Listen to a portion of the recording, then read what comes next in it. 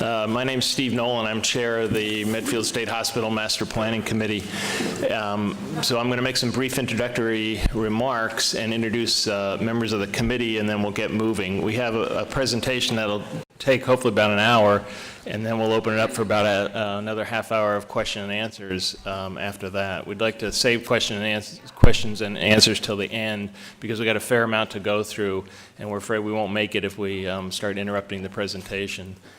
So first off, I'd like to introduce the other members of our committee. Most of them are sitting up here: Ralph Costello, Brandy Erb, Randy Karg, Teresa James, Gil Rogers, and two members who couldn't make it tonight, Pat Casey and Stephen Brown. We also have resource members: John Harney, who I think is in the audience, John Thompson, Bill Massaro. Alex Stevens couldn't make it tonight. Roz Smythe, Lucille Fisher, Jean Minio, and Frank Perry. And then we have two interns who have been helping us out, three interns, Lillian Doctoroff, Aaron Haley, and Antonia Hernley.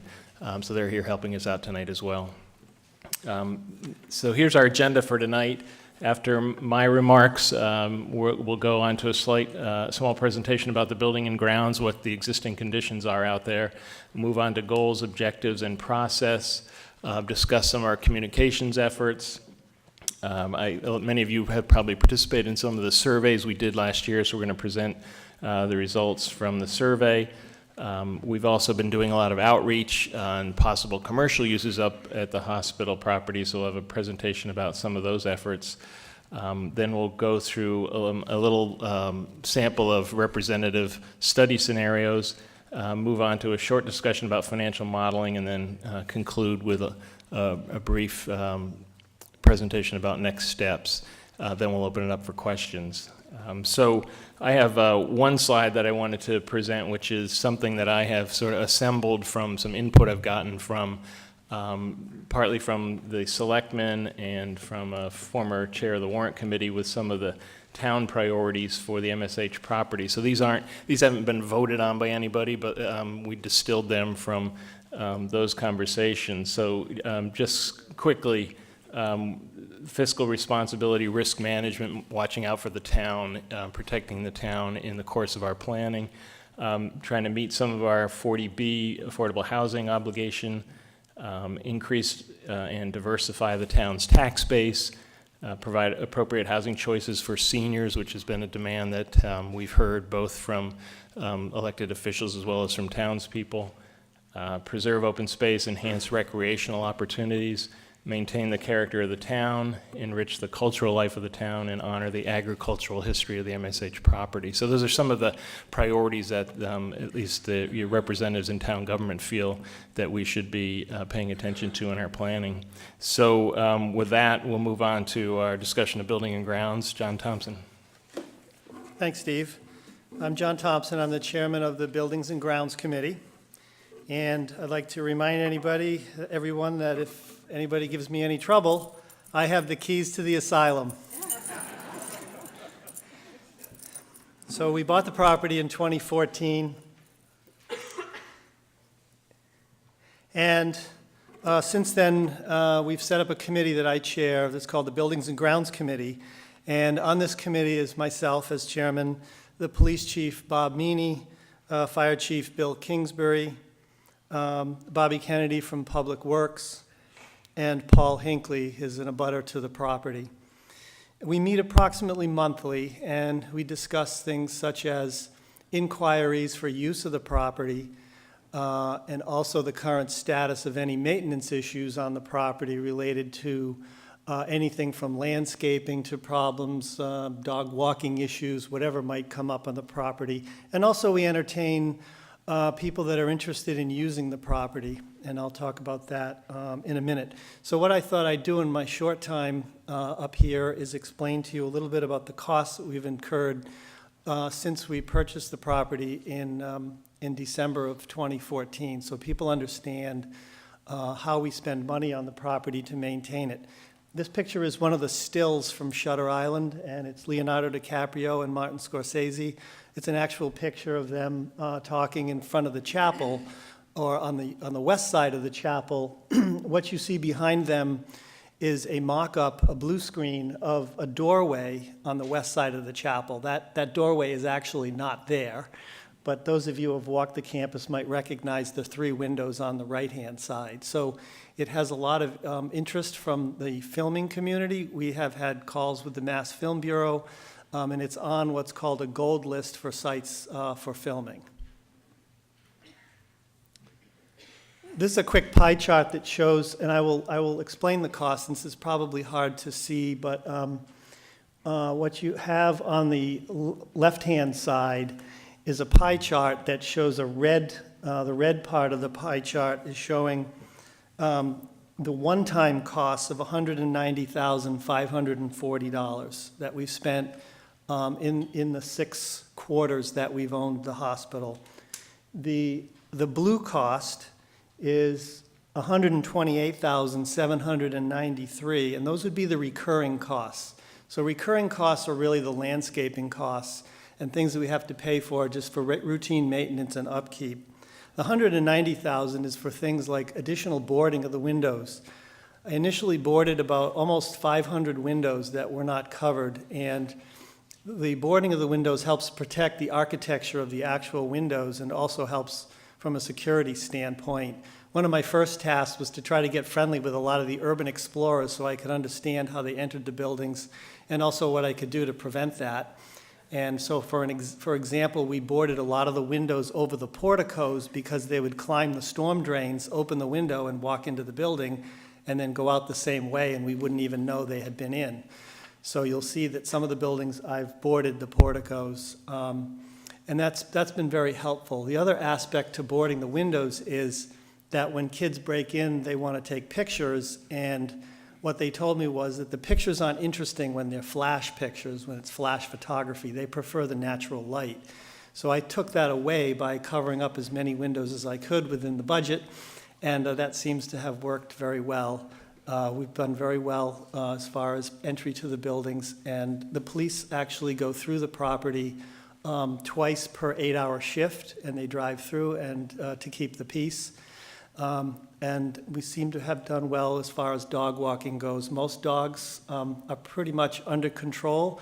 I find that the little dogs are a little more of a problem than the big dogs, but for the most part, they have seemed to be quite civil to each other, and people have done fairly well to watch their dogs and be respectful of the property and so forth. So as far as uses go, I just wanted to mention that besides the dog walking, I've talked to videographers for video, one of the most popular and successful video games in the country, and we didn't have time to give them a license to do a trailer for their video there.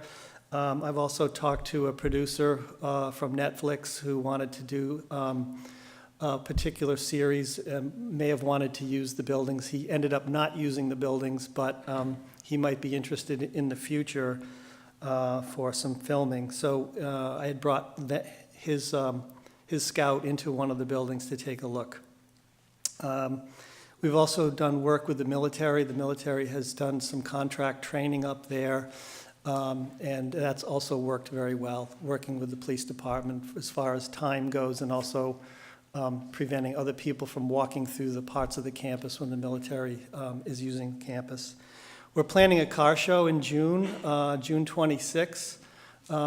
It's the Elm Bank Car Show, and I hope you'll all come out and look at that. It's going to be in the front part of the campus on the grass. They won't be driving the cars up into the core part of the campus. So I hope that you'll all get a chance to come out on June 26th and see some of the antique cars that they'll be showing. This is an example of the detail that Christine keeps by quarter. Every quarter we report the costs for all of the things that we do related to buildings and grounds. And so some of the costs you see there are electricity costs for the shed up in the front of the property, maintenance costs, landscaping costs, and then we break it out into the recurring costs and the one-time costs. So at town meeting, we're going to ask for $150,000 for recurring costs and some one-time costs. And the one-time costs will include some minor additional boarding up, some tree removal. I've got some more trees that probably need to come down from the recent storms that we've had. And then I'm working towards some minor maintenance on the roofs. There are 29 buildings in the core campus. 17 of those buildings are structurally sound. 12 of the buildings are unsafe. And those are the buildings that are marked with an X. If it has one line on the red shield, then it's structurally sound. There are 7 cottages, so the town owns 7 houses. Of the 7 houses, 5 of them are in good condition and 2 of them are structurally unsound. So that's the tally and the batting average sort of the condition of the buildings. It will be up to the planning committee to decide where we go from here. But until then, we'll continue to watch the buildings, keep it open to the public as a recreational area. It's a wonderful place to walk. Your doctor says get out and walk, and you should. And this is a great place to walk on level ground and on a paved surface. And even if you want to go up and down hills, you can go and walk down by the Charles River. Thank you. Good evening. I'm Roz Smythe, and I'm a member of the Communications Subcommittee for the Med-State Hospital Project. And I'm going to talk to you all tonight about the mission statement, our goals and objectives, and the scope, the geographic scope of the work we're doing tonight. When the town bought the land in late 2014, the Board of Selectmen came up with a mission statement. And this was for the comprehensive and coordinated vision for a sustainable redevelopment and reuse of the former Medfield State Hospital. That is our marching orders. And that statement is also included in the handout that all of you picked up at the beginning. And in terms of a coordinated vision, the selectmen have asked us to please include some other parcels of land, specifically Lot 3 of Ice House Road and the Hinckley property as we move forward. And let me show you why. Okay, so there's the core campus of the Medfield State Hospital. There's the Sledding Hill, both owned by the town. There's McCarthy Park, owned by the town of Medfield. There's Lot 3 of Ice House Road, owned by the town of Medfield. And there's the Hinckley property. So, in fact, there is a big chunk of land, approximately 206 acres of contiguous property owned by the town. And in addition to that, you see these, on either side of the core campus are these 2 approximately 40-acre parcels, A2 and A1. Those parcels are under the auspices of Department of Conservation and Recreation. And those properties are mandated by legislation to be used only for agricultural and passive recreation uses.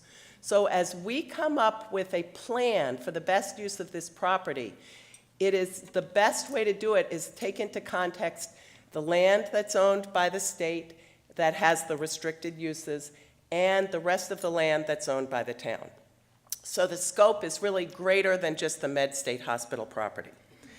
And with that in mind, I want to tell you, this is a summary of the goals and objectives that we, the Master Planning Committee, actually did vote on. And any of you have walked on the property must have seen what a beautiful vista it is. You look out over the Charles, you look north towards Dover, you look back over the Sledding Hill from the top of the hill. It is a beautiful, beautiful piece of property. And adding to that is the layout, the facade, the materials of the buildings involved. There's, if you walk there, there's no surprise that it was put on the National Register of Historic Places. It's a beautiful layout that gives one a sense almost of serenity as you walk through there. And we want to make sure as a committee that we respect that ambiance, that feel, that natural beauty, and do our best to maintain that moving forward. In that context, we are looking at a variety of different types of opportunities. There is the recreational opportunities, and this is both passive recreation and what I'll call active sports type recreation, cultural history opportunities. All of this will be brought, we'll describe more of this later in the presentation. We're looking at every type of housing opportunity for every type of demographic you've ever heard of. And we are also considering retail and commercial space within the context of the area. And you will hear more about some of the things we've been investigating later on in the program as well. And the goal is to take all of these opportunities and then impose on it the long-term economic impacts, sustainability, and come up with a balanced plan that tries to integrate all these things and find the sweet spot in the middle that produces the best for the town. So, in summary, our goals and objectives are to respect the past and what is there on the property now, to investigate the opportunities and come up with a plan that balances the trade-offs, that comes up with the maximum benefit for the town while taking into account the competing interests of different segments of the town, townspeople, and the competing interests of the town itself. And now I hand it over to Randy Karg, who's going to give you a little more information about the process by which we are doing this. Thanks so much. Good evening, everyone. I'm Randy Karg, and as Roz has just outlined the size of the task that we've been handed by the Board of Selectmen, I'm going to try and walk you through a process that we hope will guide us in all of our deliberations and deliver the kind of results that all of you in the town expect. Structure of our process is broken down into phases that naturally follow one another and build to a logical endpoint. The visual I'm using to describe this activity includes the name of the phase, the lead facilitator, a simple pictorial representation of the activity, and the phase deliverables. Attempting to describe our work within a single slide is a bit of a challenge, and much is incorporated into this slide that will be reviewed in more detail by subsequent presenters tonight. I've also taken some things out of this slide to keep it simple and keep it at a high level, and I want to try and emphasize what I feel are the truly important activities. So as an example of things I've left out of this, there's obviously a startup or get organized phase of activity, not on this slide.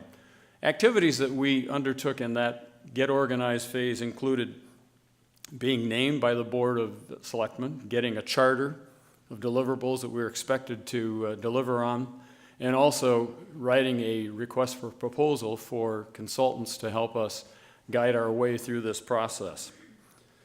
We also then reviewed responses to that proposal and signed a contract with Vanessa Hangen and Brucelin, or VHB, who is our primary consulting organization and partner for this activity. So my desired outcome for this review is to give you a simple overview and a context which I hope will provide a basis for which you to better understand some of the presentations that follow tonight. So our journey tonight begins after we got organized. In the gather aspiration phase, we focused on collecting ideas and input from a wide array of stakeholders. This includes town citizens, developers, and commercial interests. We utilized several channels to gather our aspirations, including a public meeting facilitated by VHB that some of you may have attended last June. In that session, we shared our progress, conducted brainstorming breakout sessions, and ran a visual preference survey to guide our thinking. We also reached out in small group settings and conducted a series of focused online surveys to allow broader input to our deliberations. These surveys were very well supported. We collected more than 2,500 responses. We also received and reviewed more than 140 examples of existing reuse sites in other communities that respondents recommended to illustrate potential uses. You'll hear more about the insights that your input has provided to us in later presentations tonight. The objective in this phase is to be open and expansive in our thinking. We encourage folks to be creative by asking open-ended questions. It's an intentionally non-judgmental and non-challenging activity where there are no bad ideas. As the title explicitly states, this is an aspirational exercise meant to paint the picture of what could be, completely unencumbered by the myriad details of economic viability and regulatory requirements that are vital elements of an implementation. All that comes later when we'll be conducting analysis to test the feasibility of proposed uses. The next phase is to create study scenarios. This activity involves analyzing all the great ideas and inputs we've gathered up to identify themes and study scenarios that can be used to frame up detailed analysis and stakeholder conversations. The range of these study scenarios is intended to test the limits of what might be possible, going all the way from a status quo or do-nothing scenario to a full build-out market scenario. Although these extreme bookend cases might ultimately be unattractive options, they serve an important purpose by helping us to understand the implications across the full span of possibilities. We've gone through a couple of iterations of this exercise with assistance from VHB, and we're continuing to build and refine the financial analysis tool that will be used to study financial impact. The important thing to realize for this stage of the process is that these scenarios are meant to inform us of the impact of a particular reuse on the property, on town finances, public services, risk, liability, and educational, social, and environmental issues. No single one of these scenarios is intended to represent the final disposition of the property. That is, these scenarios are not meant to be like an a la carte menu where you get to choose one item from a list. Rather, we want to use these scenarios to fully examine the risks and rewards inherent in each of the reuse options. As we engage in conversations with you, we'll gather elements across the study scenarios that you like to converge to a consensus scenario that optimizes the competing objectives and is best aligned to your preferences.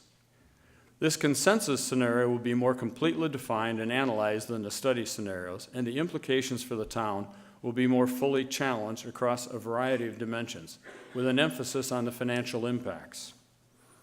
The consensus scenario is the basis for the path forward that will be subject to approval at town meeting. Our intent is to have sufficient dialogue with the diverse stakeholder groups within the community to assure that your opinions have been incorporated and that we have gathered the best recommendations for optimizing the objectives outlined in our charter from the Board of Selectmen. To ensure that we reach this level of alignment, we'll be engaging with an additional consulting firm, Consensus Building Institute, in addition to VHB for this phase of work. In the approved master plan phase, we will create the legal and regulatory framework that defines the implementation of the master plan. An essential fact to keep in mind relative to this process is that we will not be approving the master plan at the town meeting, but rather the zoning changes and design guidelines that specifically define the master plan. The final two elements of the master planning process deliverables are an implementation strategy and, if required, a request for proposal for land disposition. Our timing goal to complete this work and present the results for approval at a town meeting is the fourth quarter of this year. We realize that this may be a bit of a stretch as we envision an extensive public dialogue and input to our deliberations. We're just beginning the engagement with CBI and have not completed a detailed plan of action, but we're willing to step out and take a challenge and put a stake in the ground. The implementation phase is intentionally open-ended at this point in time. The exact details of this phase will not be known until we agree on a reuse case. We've learned that some implementations can be done rather quickly, but we've seen that others can take a significant amount of time. And finally, just so you don't get lost in the thicket of all these details, this is where we are presently. So as you can see, the Master Planning Committee has been very active and diligently working to provide our community with a desirable plan for the state hospital land. I hope this overview of this challenging task is helpful in providing you with a context for the information that will be shared tonight in other presentations. Thank you all for your attention. And now I'd like to turn it over to Brandy Erb and Lucille Fisher, who've done a wonderful job leading an extensive communication program for us. Our town, our land, our future.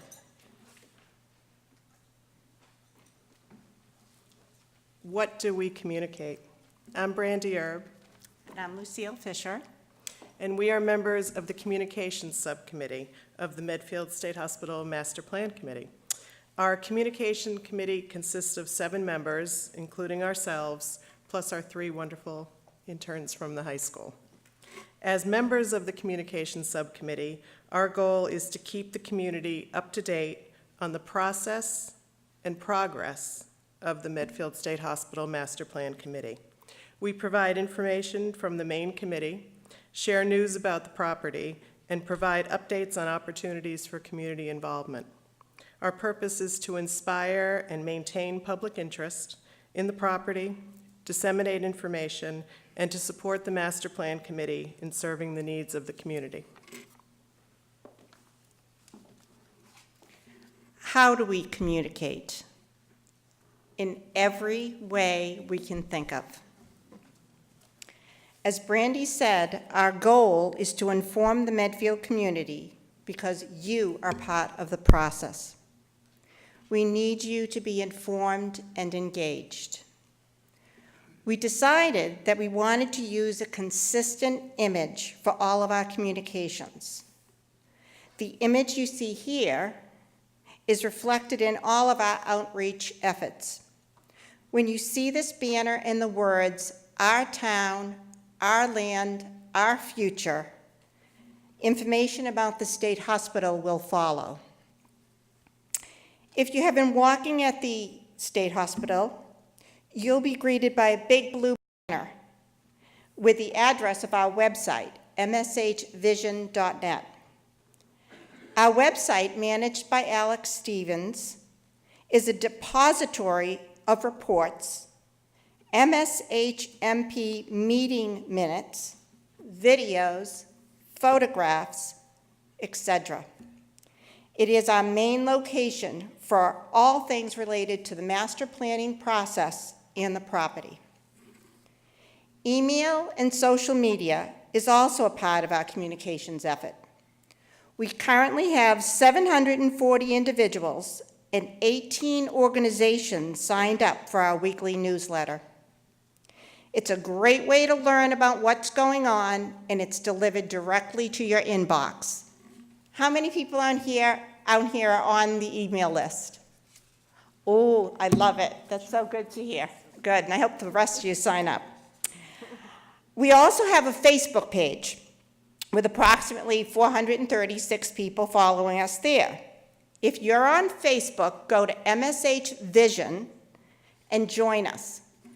Facebook gives us the flexibility of providing information in a very timely manner. Another form of social media that we use is Twitter, and our handle is @MSH_Vision. We're also considering adding Instagram as well. Traditional media is also in the mix. We submit press releases to the Hometown Weekly and the Medfield Press newspapers, and information to be shared with the Medfield Public Schools electronic packets, through the packets. Our cable television show called Our Town, Our Land, Our Future can be seen on Medfield TV. We've taped 7 shows, with the latest being an interview with John Thompson about building and grounds. Our next interview will be with the MSHMP Chairman, Steve Nolan. You can find videos of our shows on YouTube and on our website.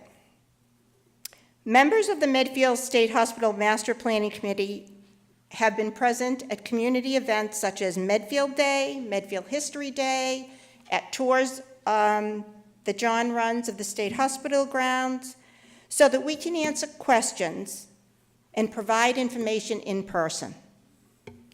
Another important part of our communications plan is meeting with community groups, such as the Lions Club. Speakers are always available for your group or neighborhood meeting. So you can just contact Sarah Raposa, our town planner, with your request. Finally, the committee has and will continue to conduct small and large community meetings and workshops, such as the one tonight. You are welcome to attend our MSHMP meetings, held twice a month at the Public Works Building, the first and third Wednesday.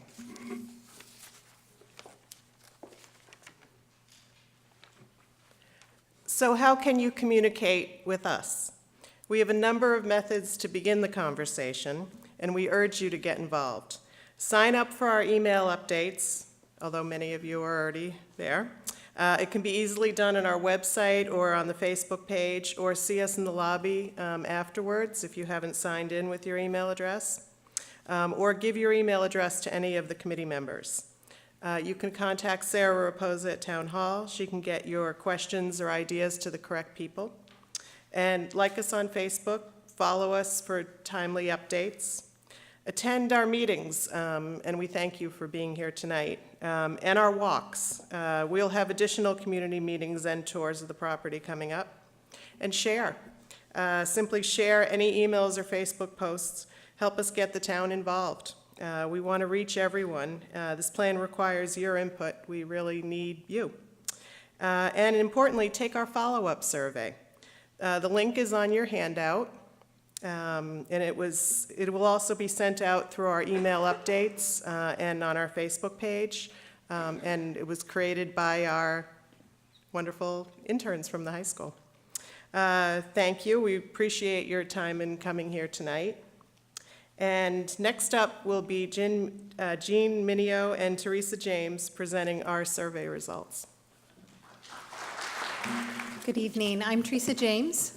Hi, I'm Jean Minio. And we're going to do a section on what we've heard from you, the survey results from last summer. You know, last summer we had a kind of an open work session in June that drew a good number of individuals, but competing nights and schedules. We reached out through online media, and I'm sure many of you actually participated in these, and we really appreciate it. You know, we asked you not to only take one, but two, and 3 surveys over the course of that summer. Tonight's part of the presentation are really just highlights, and right here you'll see that through mshvision.net, you can go to documents and MSH surveys, and you can download those full reports and all the data that's there, because that comprised of like 245 pages alone. So this effort, as Randy was mentioning in our process, is really about aspirations. And our first survey was very open-ended, and we'll talk about that in just a moment. But this information was so critical in helping us to think about and informing those decisions around those study scenarios that you'll hear more about. So I'm going to start and talk a little bit about the demographics in terms of the survey responses. We had 2,840 responses in total. Over 1,800 of those were unique, so it comes out to be approximately 20% of our adult population participated in the survey. So we were really excited with that kind of feedback, and it roughly corresponded to the town's demographics too. So really what we were looking for is trends to report back on. These were not scientific surveys. People could choose to answer some or not answer others, but you're going to hear sort of summaries of the results. And the first survey we did was this open-ended question of what are your dreams and what are your nightmares? And we got a lot of written responses to that. From that, we generated survey number 2, which took the highest response rates around recreation and open space and tested those concepts. And then we also created survey number 3, which took the second tier of interest, which was more about hospitality, arts, agriculture, and campus and research organizations. So the second and third surveys were informed by the results of the first survey. So in the first survey, as Jean said, we started off very aspirational. These were open-ended questions. So the subcommittee then went and reading each one of the responses and classified them based off of the themes. Think of it as tagging a comment as we went through. And around those tags, what we learned was that as far as aspirational dreams, what people wanted to see, and people could have had their comment tagged more than once, but you'll see here that recreation received kind of the highest comment and themes. Next was open space, housing, and then it kind of dropped down into restaurant, retail, inn, as well as in arts and culture and preservation. Now, a clarification I want to make regarding recreation and open space. You kind of hear that grouped together a lot. When we classify things, if people commented about trails and kind of passive recreation or green space or playgrounds, things that were non-programmed, those are those items that we put underneath open space. A recreation kind of more affiliated with sports or programmed activities. If they were talking about a rec facility or something about the fields, things that would have to be scheduled, or a golf course, then that fell underneath the recreation.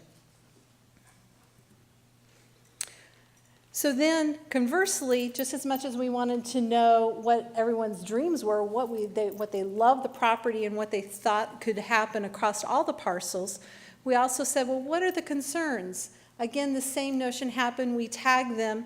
And what you'll see that came out of that was conversations really around low-income and affordable housing, high-density housing, malls, big box stores, the commercial development, private development, or also a fear of doing nothing were kind of the key themes that we heard in people's nightmares.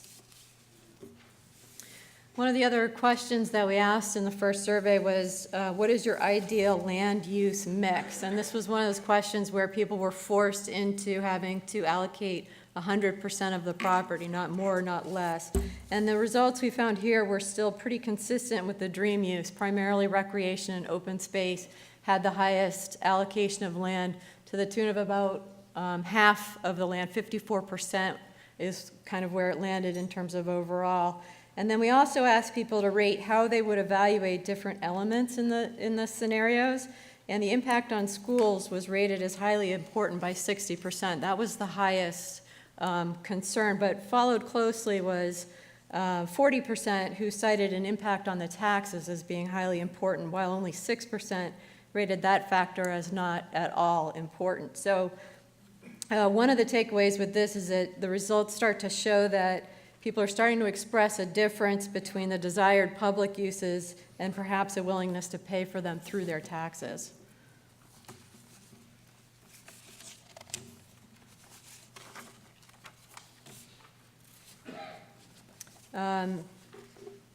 Okay, this is moving on to survey number 2, where we focused on questions around recreation and open space pretty exclusively. We asked about 12 different elements, and our highlights and takeaways here was on the left side of the chart. What you see is some agreement that a recreation center should be appropriate for all ages and that it should include a social space for teen. That rated pretty highly. On the right side, there's also some consistency against a par 3 golf course and against restricting the open space to Medfield residents. And in the middle, it speaks to some ambivalence about how to pay for it, whether it's a capital outlay and operations, whether or not these are self-sustaining, whether a facility is privately developed, or whether we should maximize development to minimize cost to the town. So the second element that we asked about in the second survey was also around housing. So keep in mind, we took those big elements from survey number 1, recreation, open space, and housing, and kind of drilled into some other big concepts. And the way the questions were is respondents could go from strongly agree to strongly disagree. And so here in housing, we tested 10 concepts because what we were seeing through the comments was things about density, revenue, and affordability, low income. So you'll see that the agreements kind of around housing were, that nothing should exceed 3 stories, that the density should be such, though, to maximize open space, so, and that there should be options to downsize, and that there was needs for affordability. Now, we did see some inconsistent what people's interpretation is of affordability. Some meant that, moderately priced homes, while some, when they hear affordability, also think low income. So some more, in further surveys to dive deeper into that would be important. On the right-hand side, you'll see where the disagreements kind of was that the town shouldn't be proactive in getting our 40B limit, that housing should not be actually seen as the revenue generator, and that they're pretty adamant about not selling the views for profit or for the high dollar value from those beautiful vistas up there, as well as the need more rentals as well. So lastly, on the survey number 2, we asked what makes Medfield special, and we had a total of 13 or 14 different kinds of concepts were reported back, but the top 2 choices again were open space and conservation and the small town community feel.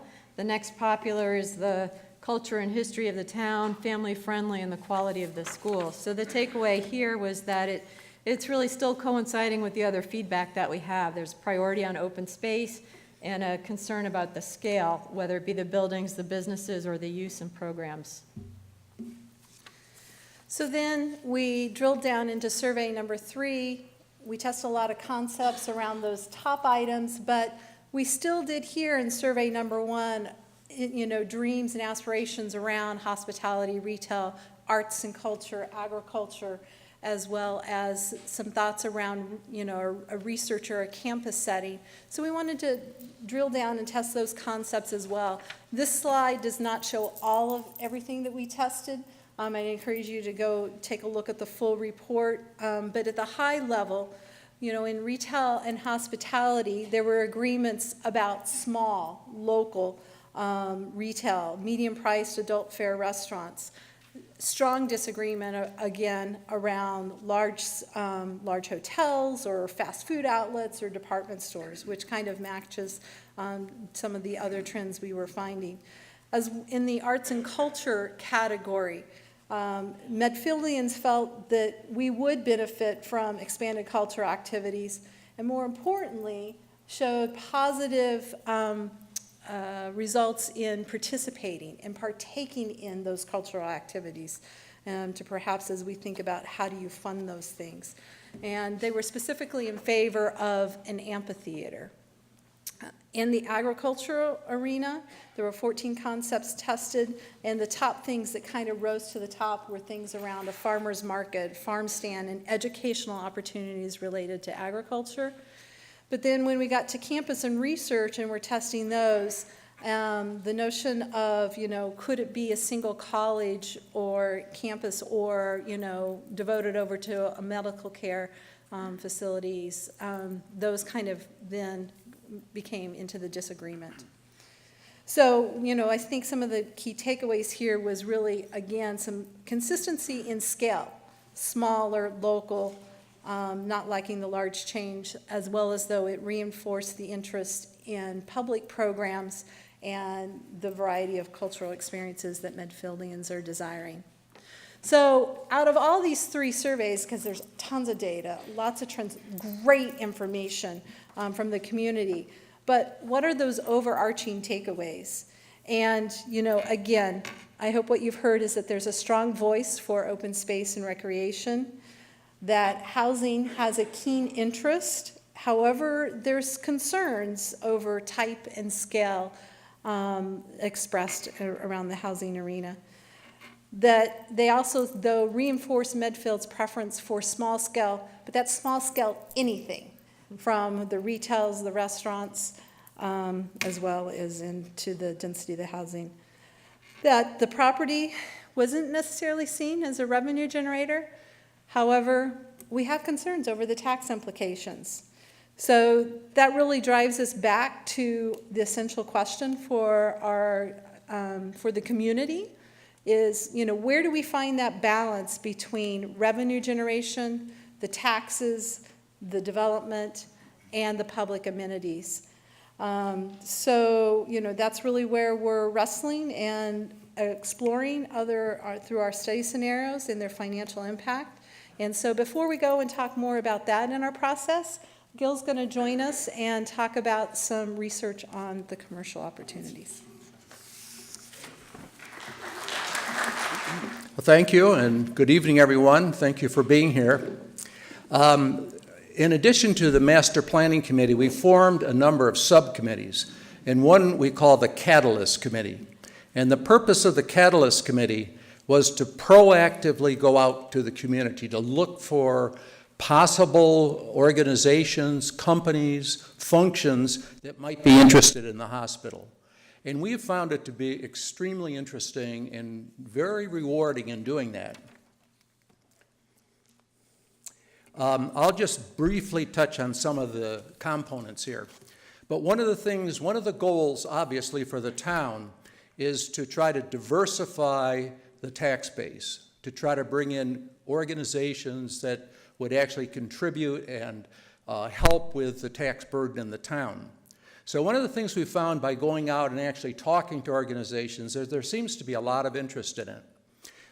So just going through these very quickly, one of the things that we did with VHB is to have what we called a developers roundtable. And by that what we mean is we brought in 12 developers, organizations that might express interest in it. And it was a tour of the campus and then a roundtable discussion. And I think what that helped to do is it first of all gave us some sense of reality is that there's a lot of interest from the development community in the hospital for specific parts of it, specific buildings, particular parcels.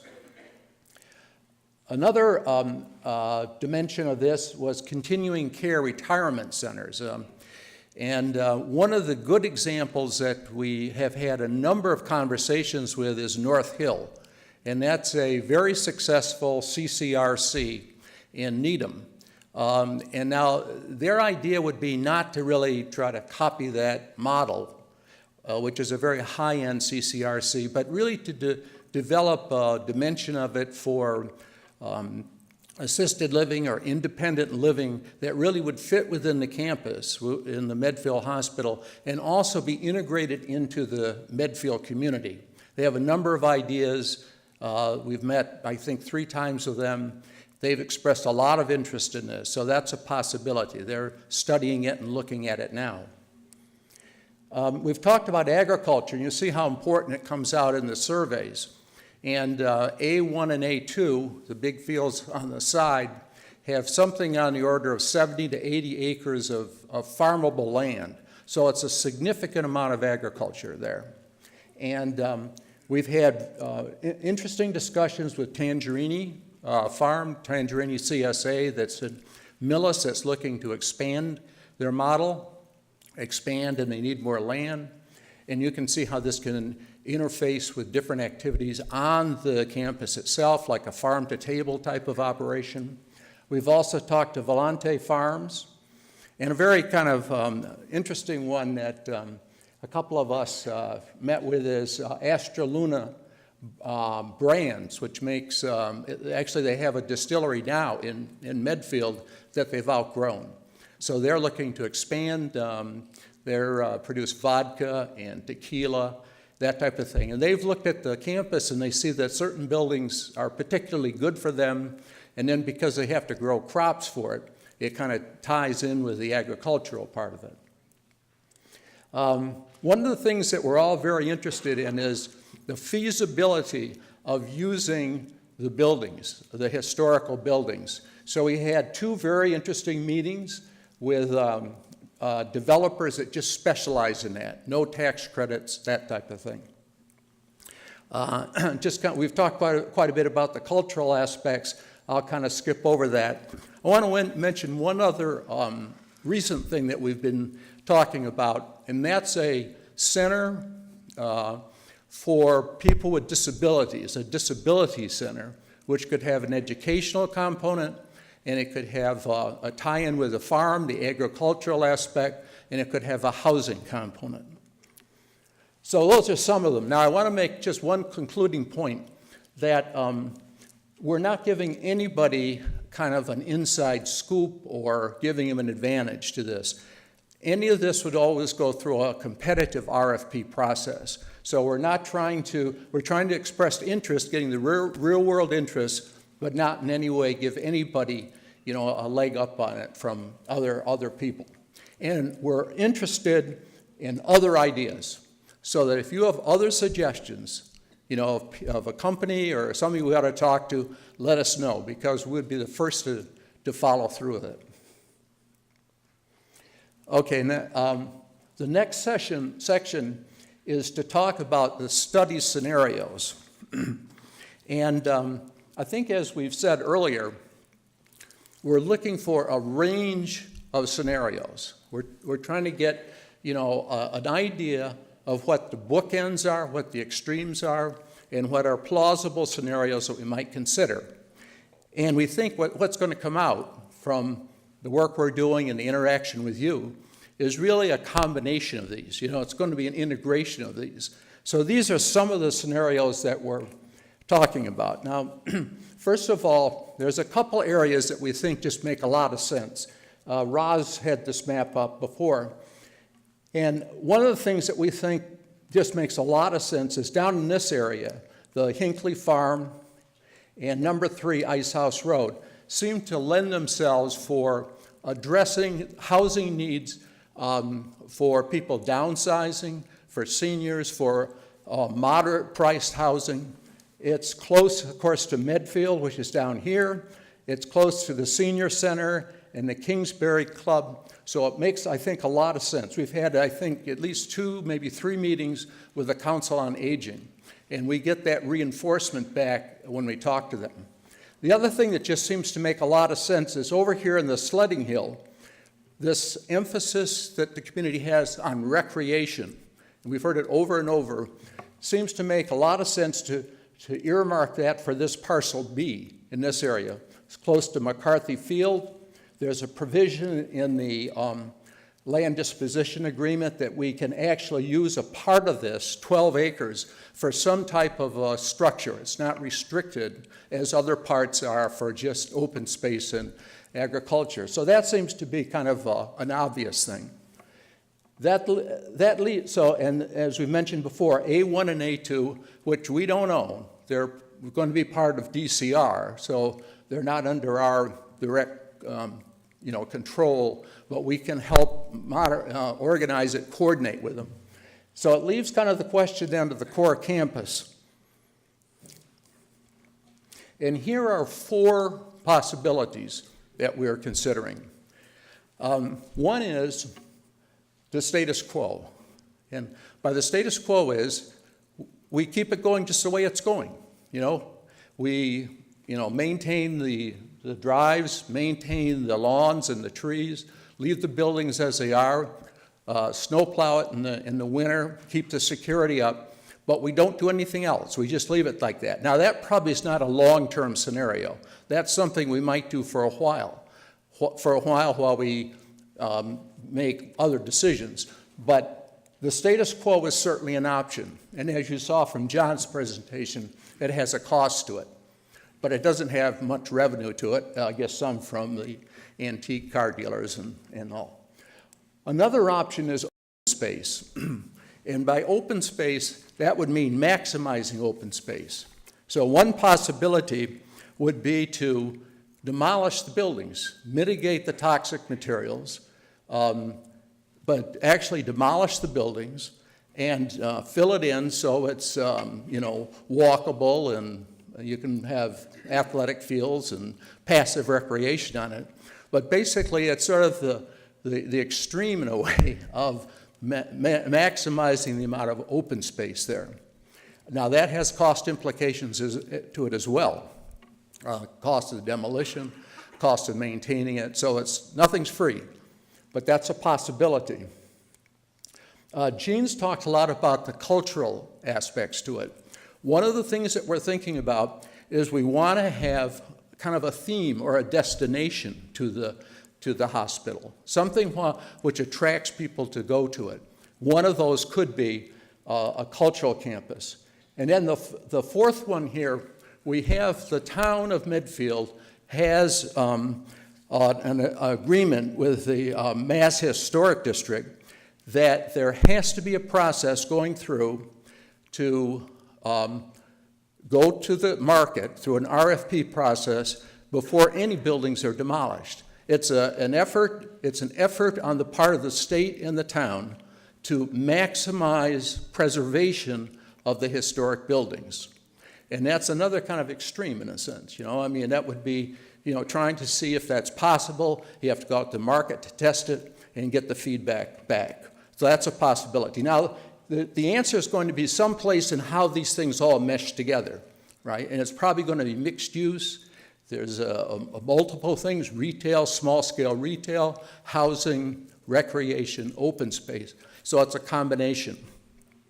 Now, in closing, first of all, I'd like to also say you have ideas for this, and we hope in the Q&A session or in your online survey, you can give us other ideas, because we're looking for other ideas. And these are just 4 illustrative examples.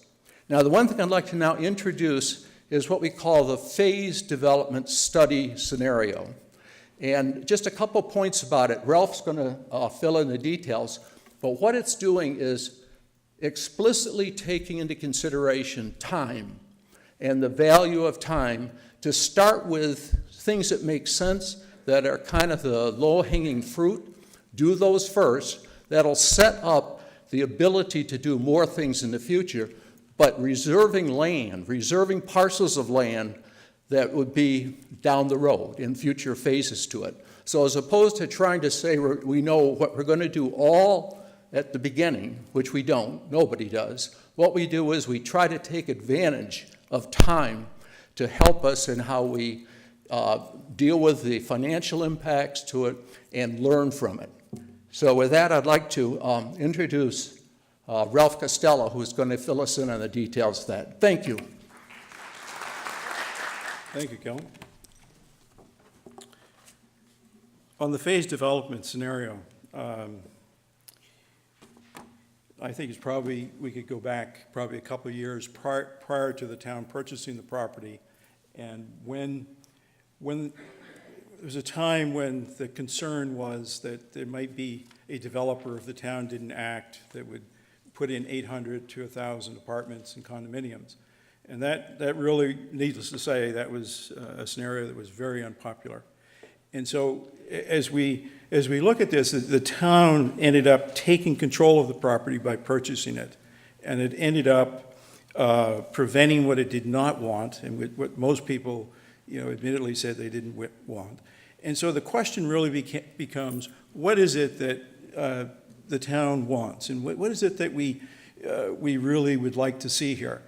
And you've heard a lot about the surveys, and what has gone on and what is being discussed this evening. And our focus has been an awful lot of that. It should try to determine what it is that you would like to see at Medfield State Hospital. And in these surveys, you've told us what you do want. And the items here, the top 5, indoor recreation facility, passive recreation, walking and biking, usable open space, senior housing, community-supported agricultural. Now, certainly, indoor recreation facility, it's high on the list of a large number of Generation X families in Medfield with growing families, with children that certainly have a need for this kind of facility. In addition to that, the passive recreation and walking, the dog walking that is up there, or people just walking, it's already being used for that use. Usable open space that remains open for all the town residents to use and enjoy. One of the concerns about a developer going in to take over the property, or even bits and pieces of the property, is that you would end up with a lot of the property being fenced off and only used by people that might be living there.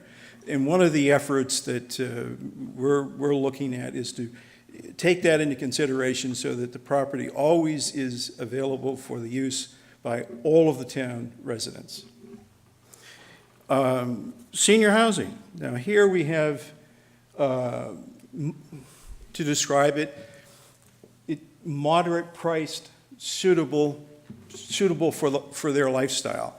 Which in a sense is, it might be one level living. It might be 1,400 square feet to 1,900 square feet. There's a huge need for that in town. And people are looking to downsize and into that kind of housing and to have it moderately priced. The next, mentioned before by, is the community-supported agriculture. You know, there's, with the 70 acres of state-owned agricultural land in A1 and A2, this is a natural. This is perfect for the site. So our challenge, you know, the challenge of our committee was the challenge we face is to balance and integrate competing needs and uses into a plan that makes sense for the site. And one of the approaches we've studied to help us achieve the objective is a phased development scenario. Now, this depicts how a phased development plan might look. You know, and if we take a look at this site, there's an awful lot of green there. Now, what does that mean? Well, the green parcels are the parcels that would be retained by the town of Medfield as open space. I should mention that McCarthy Park is already, of course, owned by the town, and the sledding hill is already owned. And this parcel right here, A1, and then over here, A2, those are the two side parcels that were mentioned earlier that are owned by the, would be controlled and owned by the Commonwealth. And they would be used, we could still use them as agricultural use and also for passive recreation. But there are still spaces, there's huge spaces, and so part of an overall plan or a scenario or study that we're looking at is how can that be incorporated into an overall plan. So if we look at the green parcels, that represents a huge amount of acreage. Now, the white parcels are also parcels that are still retained by the town, but there's still no purpose for it. In terms of the idea of the phased plan, you know, the phased development scenario, is that, you know, you'd have a first phase, the yellow parcels here, and also down here, and also mentioned before. This is the Hinckley parcel, this is Ice House Road, this is parcel 4 and 5. So those parcels would be part of a phase one plan or scenario. And what happens here, if we want to create we're looking at creative, usable open space. Just to give you a sense of it, you know, with all these green parcels here owned by the town, this is the Dover line back here where there's 40 acres of also open space owned by the town of Dover. But there's a green corridor that runs all the way down through the center, all the way down through this 13 acres right at Hospital Road, down through and all the way down to the senior center at Ice House Road. And if this is created, if you take that and you bring trails into play, you can see there's some, this is a north-south green corridor. And then the east-west corridor would go left to right, incorporating and connecting these 35 acres here, another 37 acres here, into the central core. It becomes if somebody's looking for open space, this is a lot of open space and a lot of usable open space once you connect it with trails. The other thing that is important here would be to try to preserve the natural beauty of the site. And you know, everybody that I'm sure has been up there and they've seen this beautiful 13 to 15 acre parcel right here in the middle, you know, and that certainly is preserved and would be one of those parcels that would be retained by the town. Now, there's a piece right here that, again, it's something that could be done. Nothing, you know, this is about 5 acres around the chapel, you know, because the sense is that everybody wants to retain the chapel. So if you take 5 acres and you create a park around that chapel, you now have a public space, a place to go to, and then the question is how to use those buildings around the additional buildings around that chapel. Now the yellow parcels, you know, these are the parcels that most likely that right here, this is the Hinckley parcel, this is the Lot 3 Ice House Road, and this parcel here and here. The idea would be to make those part of a phase one sale, so that in order to, and the sale could be based on you're creating, as Gail had mentioned, something for senior housing and or affordable housing, especially on the Ice House Road properties. But, in order to do that, in order to make the phase approach work, and what's interesting about in terms of the advantages to the town is the town really controls ownership of the land and continues to control the ownership. And this puts time, as Gil was mentioning, on the side of the town. Now, the advantages to that is that Medfield would use the revenue from the first phase sales towards improvement of the core campus, which, that would set up later stages, in terms of a benefit to the town. The town then would realize the benefit of the increase in value of the other parcels that it would still retain. So there's some advantages to looking at this scenario and studying it more to see whether or not it could be something we could use. Another way of looking at this, a phased approach will create flexibility. It keeps open the option for the town to retain, lease, or sell land in the future and future phases. And the additional time, that you have between the phases can be used to discover reuses of some of the existing structures. The buildings are there. For arts, cultural uses, or mixed uses to take hold, because it would take time for some of these things to happen, and to have a sense of place unfold. And then I know there's a need for 40B to, to solve some of that side of the affordable housing issue. And, this would give us time to assess, a little bit more about 40B. So time can be put on the side of Medfield in this particular plan. The other thing about the town owning the property, it does have the advantage of, in terms of the town has control over design. Design is very important up there because, the town can designate use locations, which is what as a committee, we're looking at, access to and from the site, architectural designs, site design, landscape design, and density. So it's one of the scenarios we're studying and considering. Thank you. I'll make this last section short because I know we want to get to the Q&A period. But with scenarios, and there's a lot of complexity, as you can see, to the scenarios, what we need is a tool or a model to be able to evaluate them, to assess them on the same basis.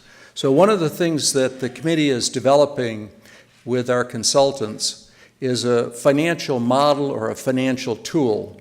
And it would enable us to look at scenarios on a fairly detailed basis. So where we show those maps, we've actually developed a parcelization of it. It's almost like taking, say, the core campus and breaking it up into specific buildings or groups of buildings so that we can actually vary the type of use almost on a parcel by parcel basis.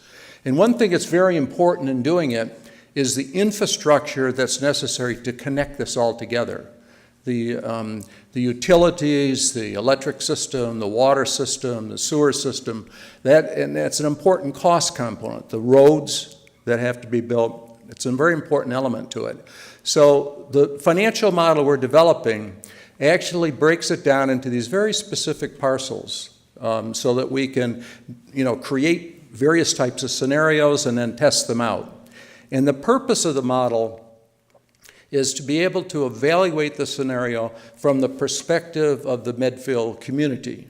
One of the most important things is what kind of costs it's going to incur, what kind of revenues or benefits it's going to generate, what kind of impact it's going to have on taxes, on property taxes. Everyone in this room is concerned and interested in that, of course.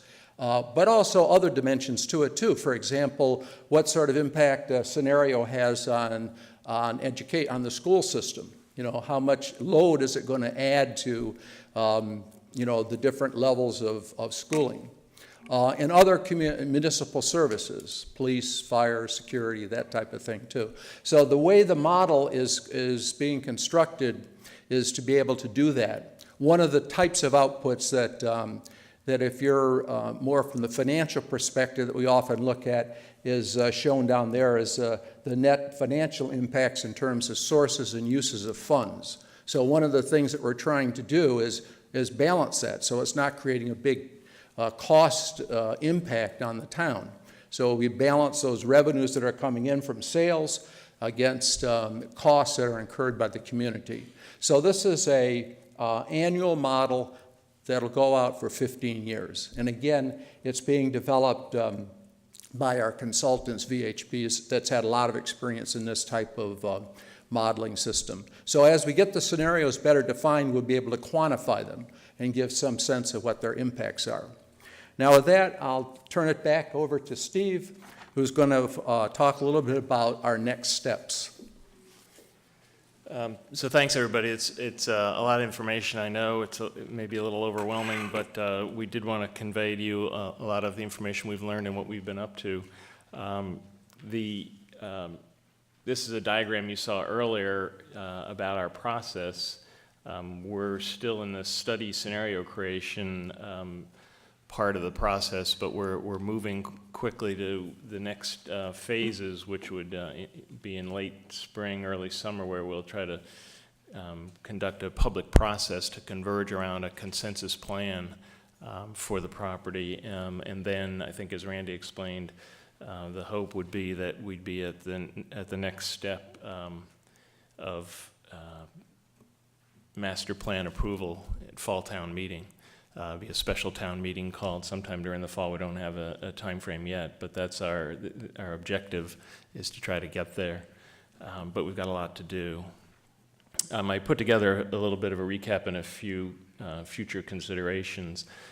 As you heard, our surveys show a range of things the town would like to have, but we really are at a point where we've got to test some of those, try to come up with an appropriate blend, and figure out what the financial impact is, because to date we really haven't come up with a financial model, as Gil described. We're working hard to get to that point, and then we have to go back and revisit some of these ideas to test out the impact on the town. Affordable housing is an interesting subject because it's obviously a priority in town to try and address our 40B needs, but at the same time, there are a lot of anxieties surrounding that we need to address. Affordable housing can be a pretty useful technique for dealing with certain issues. You heard the description of a potential a community for disabled people to work in agriculture and have housing, and that would count as affordable housing. So that's a possibility, or senior housing for those of lower income, which would also potentially qualify under 40B. So we're working to try to come up with ideas for contributing at least to our 40B responsibilities at the hospital. Financial modeling we talked about, the further public engagement. I mean, it's been very gratifying to us to have the level of participation by the town that we've had, and we hope you'll continue to be engaged with us as we go into the next 6 months, which is going to be a pretty important phase of this whole planning process. The phased approach that you just heard Ralph describe, a lot of what we heard was that people want something up there that's a little unusual, not a simple, dispose of a big chunk of the property to a developer and let them do what they want with it, but rather something that reflects a lot more of the desires of the town. But that's a more complicated thing, so it's taken us a little longer to come up with a possible approach to that. But this phased approach is an idea where we can, I think Gil used the phrase low-hanging fruit, but get some potential development under our belts while leaving a lot of the property open for further consideration once we see how things start to evolve, and maybe attract some of these more unusual uses that are a little harder, that don't just fall into your lap. We have to design a disposition process if we decide to go that route. But one thing that we are conscious of is the desire to impose a lot of the infrastructure costs on the developers so that the town won't have to come out of pocket in paving roads, installing utilities, remediating buildings, things like that, which would be a significant tax burden, but rather impose those on a developer who might buy the property. It'll drive down the price of the property because the developer is going to have to absorb all that cost. But from everything we've heard, the priority isn't to generate the highest revenue from sales of the buildings, but rather have a sensitive approach to the development. So as a result, the initial master plan may be somewhat less than a full master plan because we want to let this evolve somewhat organically. So we're going to try and be conscious of that. And ultimately, the last point is the market may constrain some of our choices. So if we design a nice RFP for a portion of the property and we put it on the market and no one bids on it, then we'll learn that perhaps our plan isn't as workable as we think it is. So we're trying to be conscious of that and reflect that in our financial model, but that will ultimately be the constraint that we have to live with. So with that, I'd like to wrap up and leave it open for some question and answers, and I think Sarah is going to be our MC for that. So if you have any questions, we'll open it up. Thanks. So I'd like to invite our panel of presenters to join us at the front table. And I'd like to invite the audience to come and use the microphones to offer any comments or ask any questions of the panel. Alice Wheeler at 20 Cross Street, like town meeting, right? Can we make any agreements with people before town meeting? Like could Volante or Tangerino or whatever get their farm started so we could have a farmer's market this summer? Or is that beyond the scope of what could be done? The panelists may use the microphone to answer. I think the answer to that is any disposition of the property, and that would, if it was a lease or something like that, any disposition would have to be approved by town meeting. So I don't think that that's probably in the cards for this summer because I just don't think the timing would permit it. Well, that's the property that's owned by the state. Well, the state is interested in potentially doing an agricultural RFP, and we had a meeting set up with them, but unfortunately they canceled at the last minute. So we're working to reschedule that so we can find out what they have in mind as far as a possible RFP for some of their land. I mean, that's complicated too because we want to be sensitive of the possible impact of farming right next to some of the existing buildings up there that we might want to reuse. So it's a bit of a sensitive issue as far as how we would do agriculture and where we would do it. So we definitely want to make sure the state understands some of our desires so that they take that into account if they do an RFP. Thank you. Sir? Hi, Adam Graber at 39 Bridge Street. Two questions. With regard to the A1 and A2 properties, if we would farm there with Volante, Tangerine, or anybody else, where would that revenue go? How much would it come to us, go to Volante, go to the state? How would that be divvied up? Does anybody know that one? Gil? There'd be very little direct income because what the state does is they lease the land. They have a 5-year lease with a 5-year automatic renewal to it, and so they work out a contract with a farm. And as Steve, I think, clarified, right, the state has to go through a competitive bid process. Sure. So they'd have to go out, and have an RFP and then get bids that come in. Now, so that those revenues, those lease revenues would flow back to the state. But on the other hand, if you do things like, say, a farm-to-table type of thing, suppose that a restaurant wants to get set up there, okay?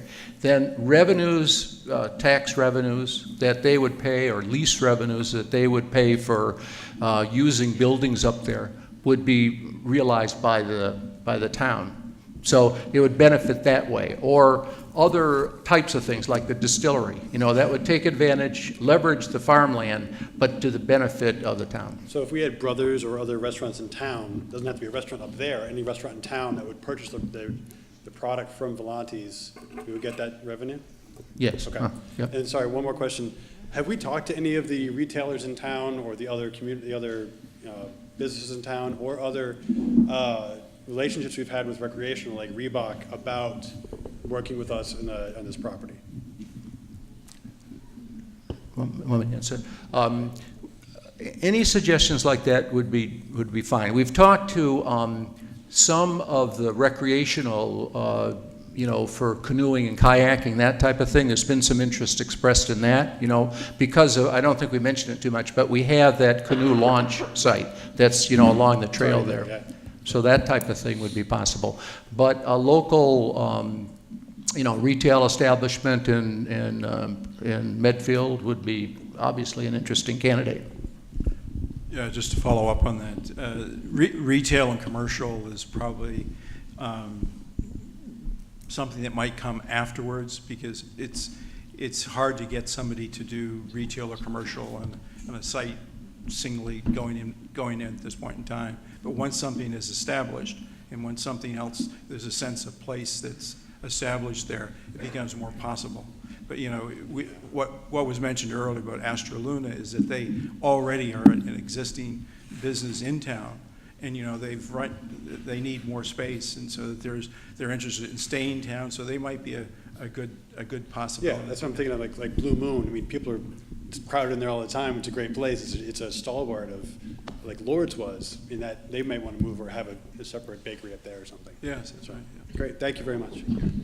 I just want to make one minor clarification on the point about the agricultural revenues. I think what Gil was alluding to is, to the extent like a place like Astra Luna expanded their business by purchasing the local produce, or Brothers decided to sell it or whatever, that would be a stimulant to their activity, but we wouldn't actually get the revenue from the sales. That would go to the Tangerini, whoever else leased the land, because we don't really have an economic interest in the actual farming part, because that's all on the state land. Okay. Okay, David? Over the last several months, if I've heard one person, I've heard 100 people say, why do they have to build this assisted living center behind the Peak House? Why don't they put it up by the state hospital property? And I'm wondering if any of you can see any path to that happening. What do you hear about that? Well, I don't. We can't really address LCW itself, because they have their own project. One of the uses that we have in mind at the hospital is a potential assisted living, and as I think Gil mentioned, we talked to North Hill about that, because they had come to the developers forum, and we had some follow-up meetings. I mean, one of the challenges of the property is that we have a priority of trying to reuse some of those buildings. And one thing I know about assisted living and independent living is people like these long connected buildings where they can walk to dinner, walk to whatever their activities, or see their neighbor, whatever. So, and the buildings up there, as you know, are all chopped up. But North Hill, when we met with them, we said, what about that? And they said, well, we actually might be able to figure out a creative way to connect some of the buildings so that we could save the buildings, but build interconnections that might actually have usable space in them. So they are actually thinking creatively about it. But I think, as you've heard here, it would have to be an RFP process. So if we put it out for an RFP for a portion of the core campus, for instance, and said that a priority is assisted living, anybody could bid on it. I mean, so it wouldn't be restricted to North Hill or anybody else in particular. So on the preservation part, Mike Taylor's here, and he was participating in some of those meetings, because the ideal thing would be to preserve all those buildings just as they are, but there are challenges to doing that. And I think Mike expressed the point of view from the Historic District Commission that better to save the buildings, even if you had to interconnect them, and it wasn't the perfect preservation project, but it did save the buildings rather than have to tear them down. So that was a helpful insight that he gave us, that there might be creative ways to save the building and still make it workable for something like assisted living. Jerry Kazanjian, 77 Granite Street. First of all, I'd like to thank you all very, very much for all the time, hours and hours that you put into this project.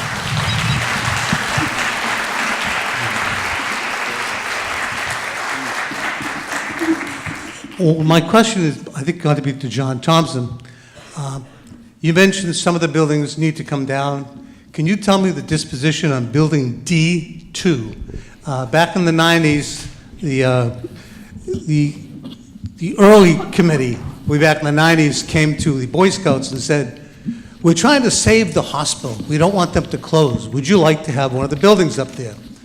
So we went in and we took building D2, the second floor, and renovated the whole thing, and we used it for 9 years until the state decided to send us packing.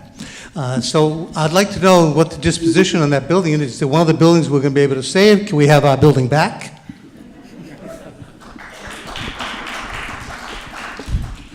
Okay, I'll do this from memory, but I believe D2 is on the men's side of the campus, on the west side. It's the second building from the south.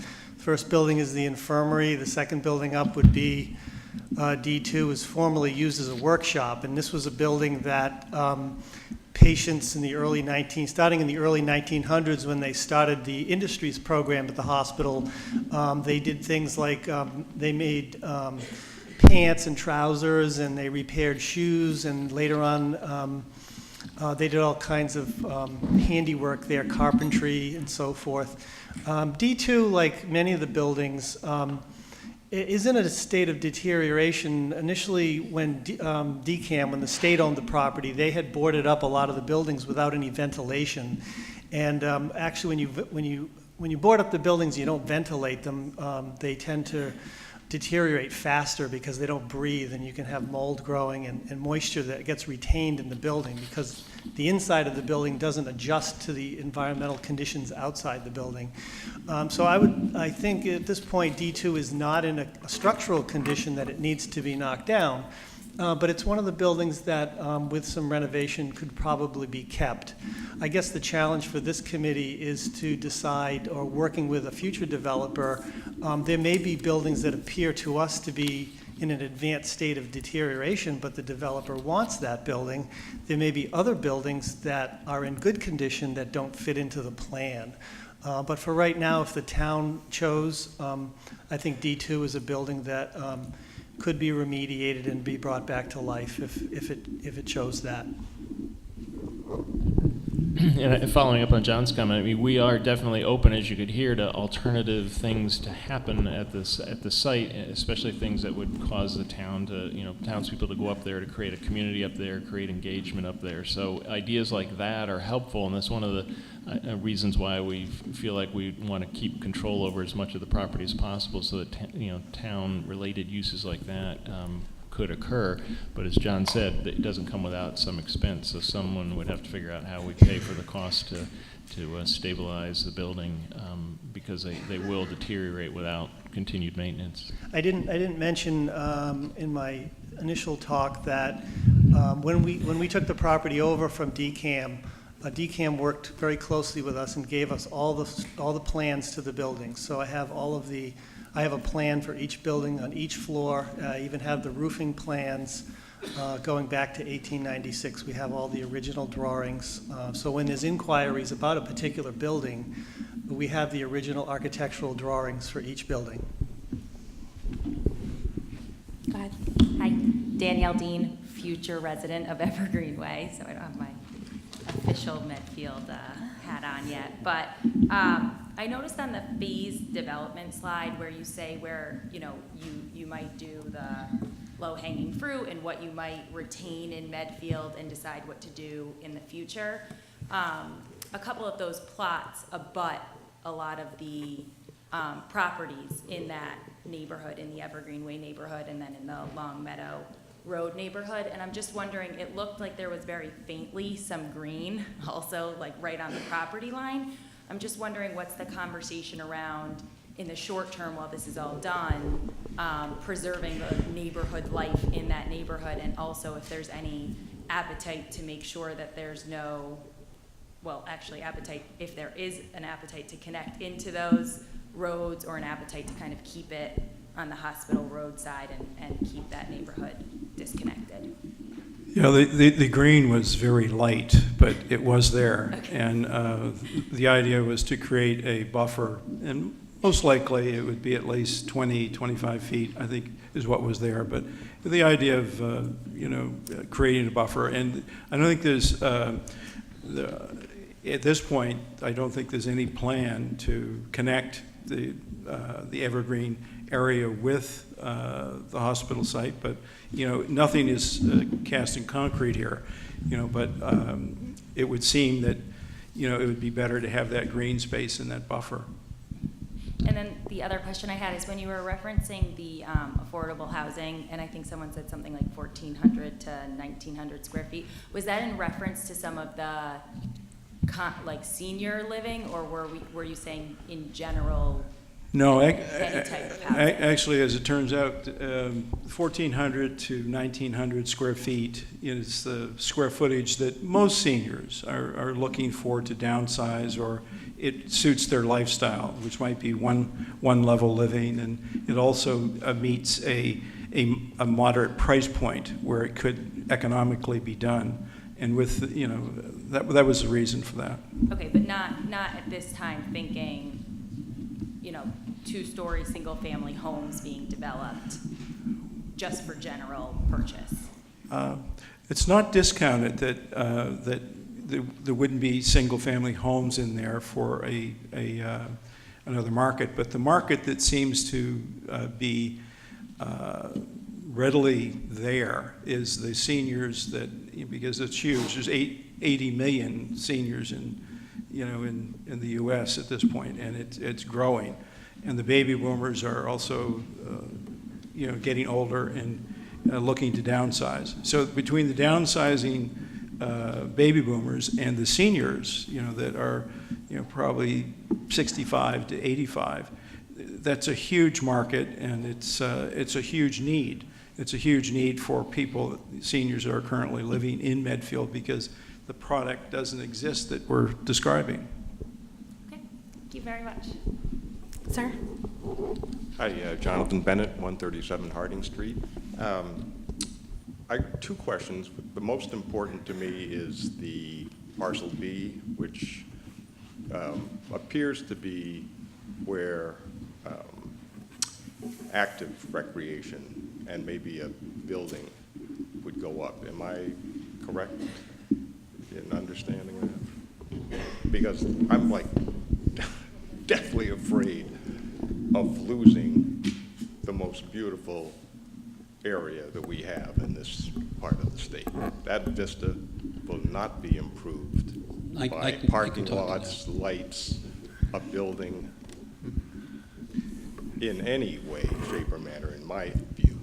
And I don't see why a recreation building of some kind couldn't be put up on the other side of the road and leave that undeveloped and as a balm to all of us that are looking for peace and the comfort of nature without any adornment by a modern building. And the second question, which also goes to the peace that I find up at the sledding hill and on that side of the road, is the shooting range down across 27. I can't see that that is going to be compatible with any use that goes on up there, and I'd like to know if there's any planning with the state to see if that can be either remediated to certain times when it's less intrusive, because it sounds at different times during the day like Syria or Beirut. I mean, it's not an occasional shotgun blast, it's automatic weapons, semi-automatic weapons. It's really disturbing to me personally. I don't feel safe when I hear it. I don't feel like I'm protected. And I'm sure other people don't.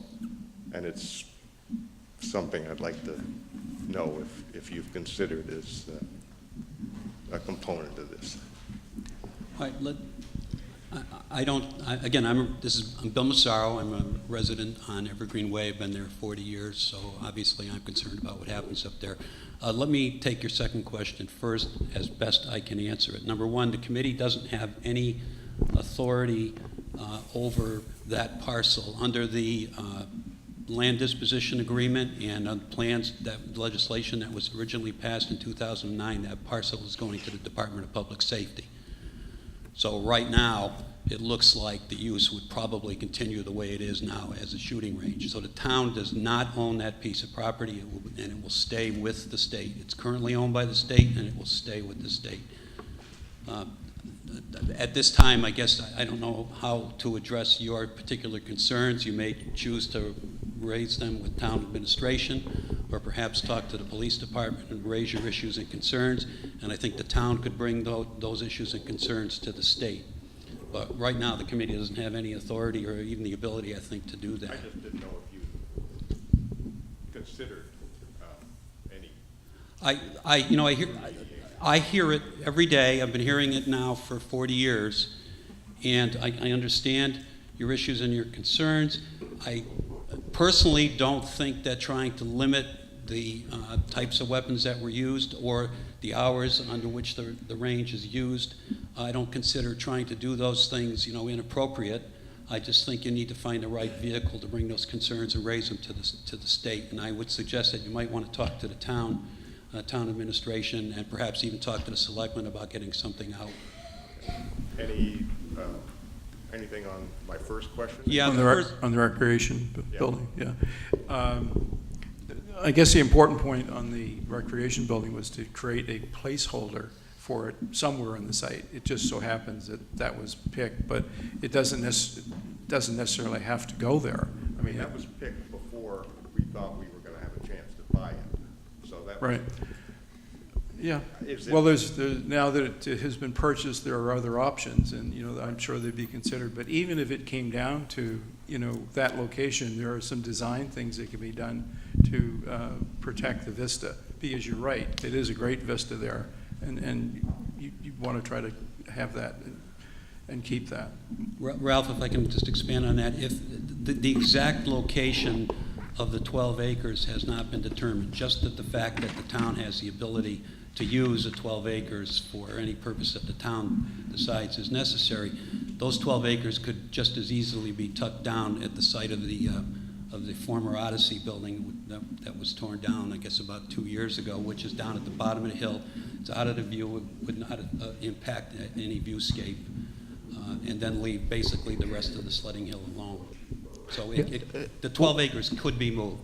The 12 acres could be across the street. I mean, the 12 acres that could be unused, if you will, on the sledding hill, and if the town desires to have, and the residents of the town desire to have a rec building, it perhaps could go on the core campus. So there is flexibility. I mean, nothing is cast in concrete other than the fact that of the roughly 40 acres that are over there, 28 of them have to be reserved for agricultural or recreational use. They have to be reserved for agricultural use? Yeah, to clarify it, the 40 acres in the sledding hill, okay, that's agricultural land, right? Agriculture, and it can be used for open space or passive recreation, except there's a carve-out of 12 acres that, as Bill said, is not specified where it is, right? Could be any place. And I totally agree with you. I think one of the prettiest views is the sledding hill, and, seeing the mountains in the background and seeing it's a gorgeous view. So I think if we did that, a more logical place is down where the old dairy barn was. And that's down, if you go down the road, if you go down in that area. And I know that from an agricultural point of view, the soil's not that great down there, so in terms of using it in that way, it probably doesn't make sense. But it's also kind of hidden more, and it's actually closer to McCarthy Field. So that may be, a more logical place than anything up on the top of the hill, which I don't think makes much sense either. None of it on that side makes sense to me, but I take your point. And the soils are not very good on the entire parcel of the sledding hill, just to know that. It's like that much topsoil on the sand. Thank you. Let's move to your next question. Mary Garnett, 123 Granite Street. This evening, we've talked quite a bit about recreation. But what I haven't really understood yet is, when can we have a facility like a Four Kicks? When can we bring revenue into the town through that kind of a facility? Quite a few people from the town leave to go other places with their children. And also, several years ago, there was a 2/3 vote to put up a facility. And I have to say that right now, quite a few people in town don't realize that that must be off the table. So why do we come to a town meeting in April, give a 2/3 vote, things change, but we're not really made aware of it? So now we're talking about the Medfield State Hospital property, but how confident do we feel about some of the things that are going to take place? I think that the elderly and the assisted living and all of those issues are important. I'm a senior citizen, but I also think that the children should be taken into consideration too. And we're also concerned about our taxes. Then why aren't we putting something on a piece of property in Medfield that is leased, and let them generate some of the money that goes back into our town? Just some things to think about. Well, this conversation that we just had was about a park and rec building, but it's a recreational building, so we aren't specifically deciding whether it would be a private Four Kicks type facility or something run by Park and Rec, but Park and Rec is very interested, and they've come to a lot of our meetings in doing a facility up there. I guess it's open to the broader town to decide whether they want to do a town-controlled facility or have something like a Four Kicks. But did we do that at a meeting 2 years ago?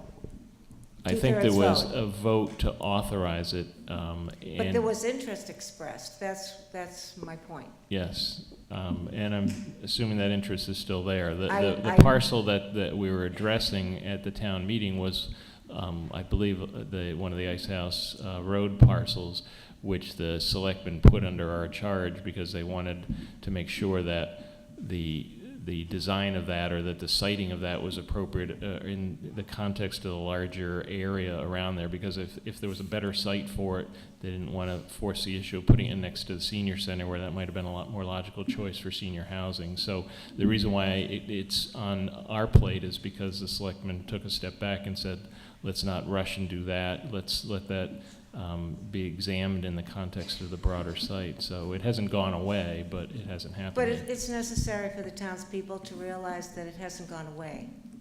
No, we're acutely aware of that. Because there again, we would be bringing revenue into the town if Right. we addressed that issue. And I Right. think it's really important, because I think we have a large number of children in our town. Yeah, I mean, the recreational category, I think someone tried to explain that, was not just all open space. It was recreation, including things like a park and rec building, in addition to fields, in addition to, hiking, biking, whatever. So that it was a broad category, but there was a lot of interest in park and rec type building or recreational building and Well, in the fields building as too well. would be for people that have to be inside for their sports. Right, exactly. And that certainly includes from 1 through 12. So do you think that will stay on the table, something like that? I have no doubt it will. All righty. Thank you for your time. Sure. Thanks. Go ahead, sir. Nope. Over here. Dick Judge, 8 Juniper. Again, thank you very much for all your work. It's unbelievable. It's unsung and sometimes unrecognized, but wanted to bring a bit of brevity and levity to my discussion. So I really appreciate your the motto you have. I was thinking more along the lines of Medfield Hospital, commit yourself.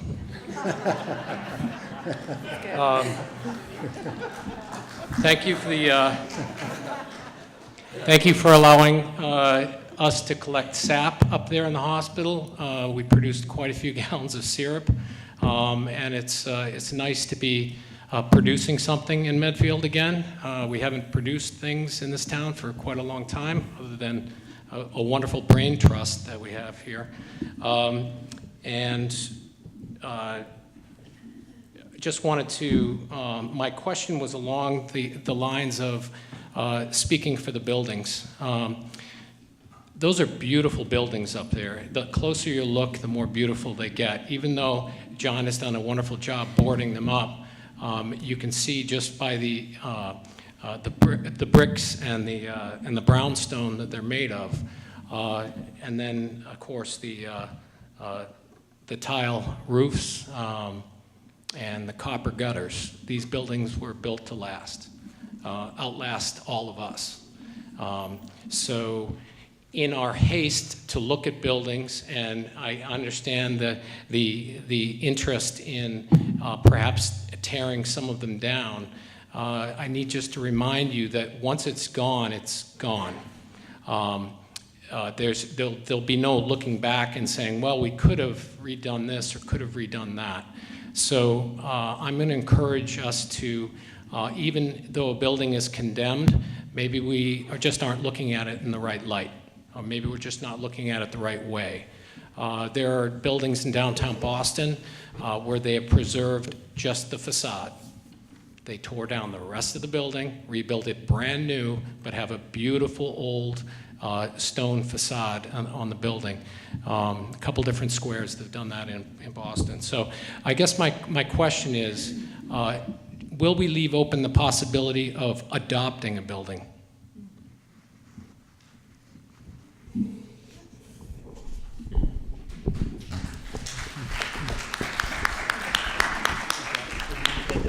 I guess just one of the constraints that we're under is, I can't remember who mentioned it, but someone included in their presentation, is an MOU with the Mass Historic Commission that requires us to design our RFPs to encourage restoration of the buildings.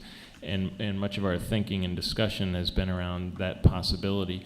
The constraint is that the cost of rehabbing buildings often can be greater than building new, so it's sometimes a constraint.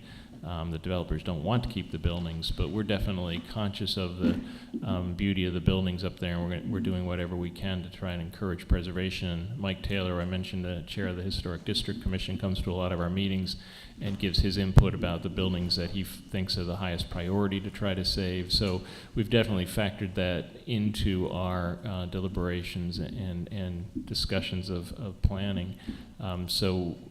Yes, we are very conscious of that, and we'd love to keep as many of the buildings as possible. Mike, sure. Mike Taylor, just it was a little bit confusing. I think someone said earlier of the 26 or 29 core buildings, 12 are unsafe.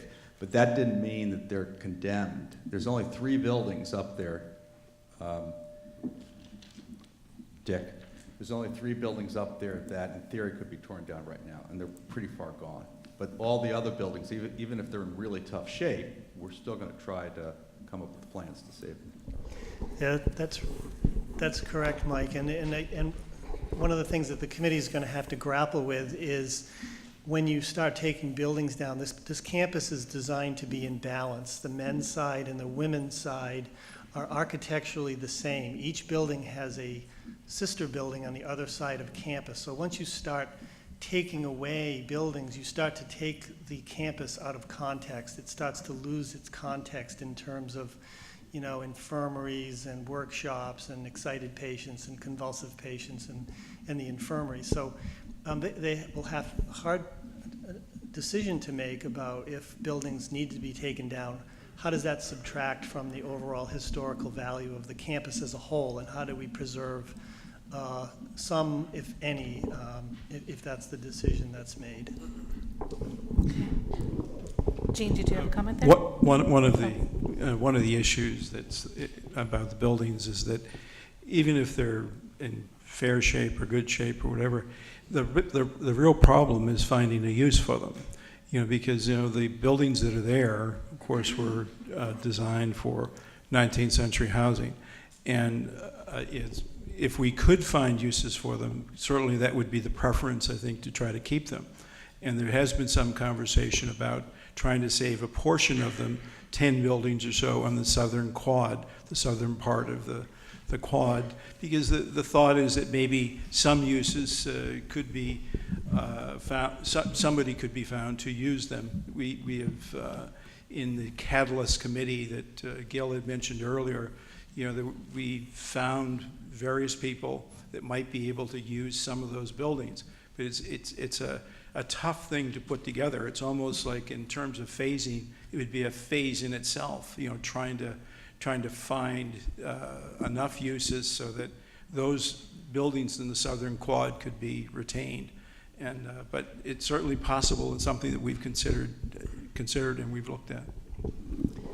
Just real quickly, Dick, the cultural community is interested in some reuse of some potential buildings, and we'll get a grant to do half the cost of a market analysis and a feasibility study. So they're actually going to look at the very real costs of renovating the buildings for a specific use. So we'll actually be able to see if it's feasible business plan wise to move forward with a plan to do that. Next question. Hi, I'm Doug Conley from Fort Woodfall Road. I'd just like to ask, well, we spent a lot of time tonight debating, well, not a lot, but somewhat about agriculture and farming. If we're gonna clear some portion of land for that, I wonder, is the option of solar farming on the table? Because I haven't heard it talked about, and I've been there almost every day, and it looks like a fairly good place. There's a lot of open fields, so, yeah. We did have a meeting with some folks who wanted to do community solar there. We didn't really reach any conclusion at this point, and there was another person who expressed interest in that as well. I mean, one option, for instance, might be that if you built a park and rec facility and you needed parking for it, that you could do a solar array over the parking lot, for instance, as I've seen in some retail buildings. So we haven't really addressed the specifics of that. I don't think it's permitted on the state land, which is the prime agricultural land, because that when they say farming, they don't mean solar farming, they mean plant farming. So, but as far as our portion of the property, we're definitely open to that. So that's a possibility that's on the table. All right, thank you. Go ahead, sir. Steve Dragatakis, 18 Hillcrest Road. Just, to reaffirm, thank you for all of your hard work. I just want 3 questions. Number one, confirmation that how many project proposals will be brought forward for consideration? How do you mean that? I saw 3 up there. So oh, you're saying scenarios? Yes, scenarios. We haven't really decided. Part of that is we're going to develop a few and test them, but I think what we don't want to do is present people with 37 different alternatives and say, what do you think? I think we're going to spend some time studying different scenarios and try to narrow them down, then take feedback and maybe modify them based on the feedback and come up with some new ones. So I'd say it's a little more of an iteration rather than presenting a huge array of different possibilities. Okay, as a follow-up to that question, there was an intriguing proposal for 2 de minimis scenarios, one do nothing, and one at a minimum stabilize the housing. Will you bring forward 2 of those as special as these scenarios? Well, we're definitely going to consider those proposals, and yes, I suspect that we will at least present one of those, maybe both of those. For a de minimis. Yeah, I mean, I think that the problem with the open space model is the cost, I think, because I think it would be pretty expensive if the town were to say, well, there's something like 50 plus, Bill knows an exact number of buildings up there, but it's a lot of buildings that you would have to tear down or remediate to just turn it into a big giant field. Do you have that number?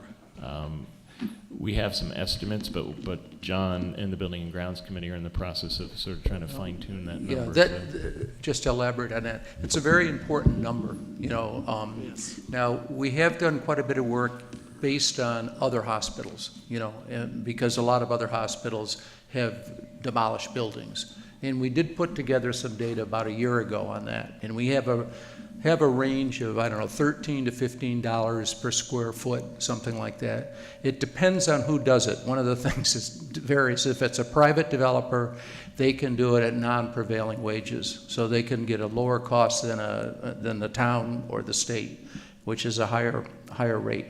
And there's about 600,000, roughly in round numbers, about 600,000 square feet of building space up there.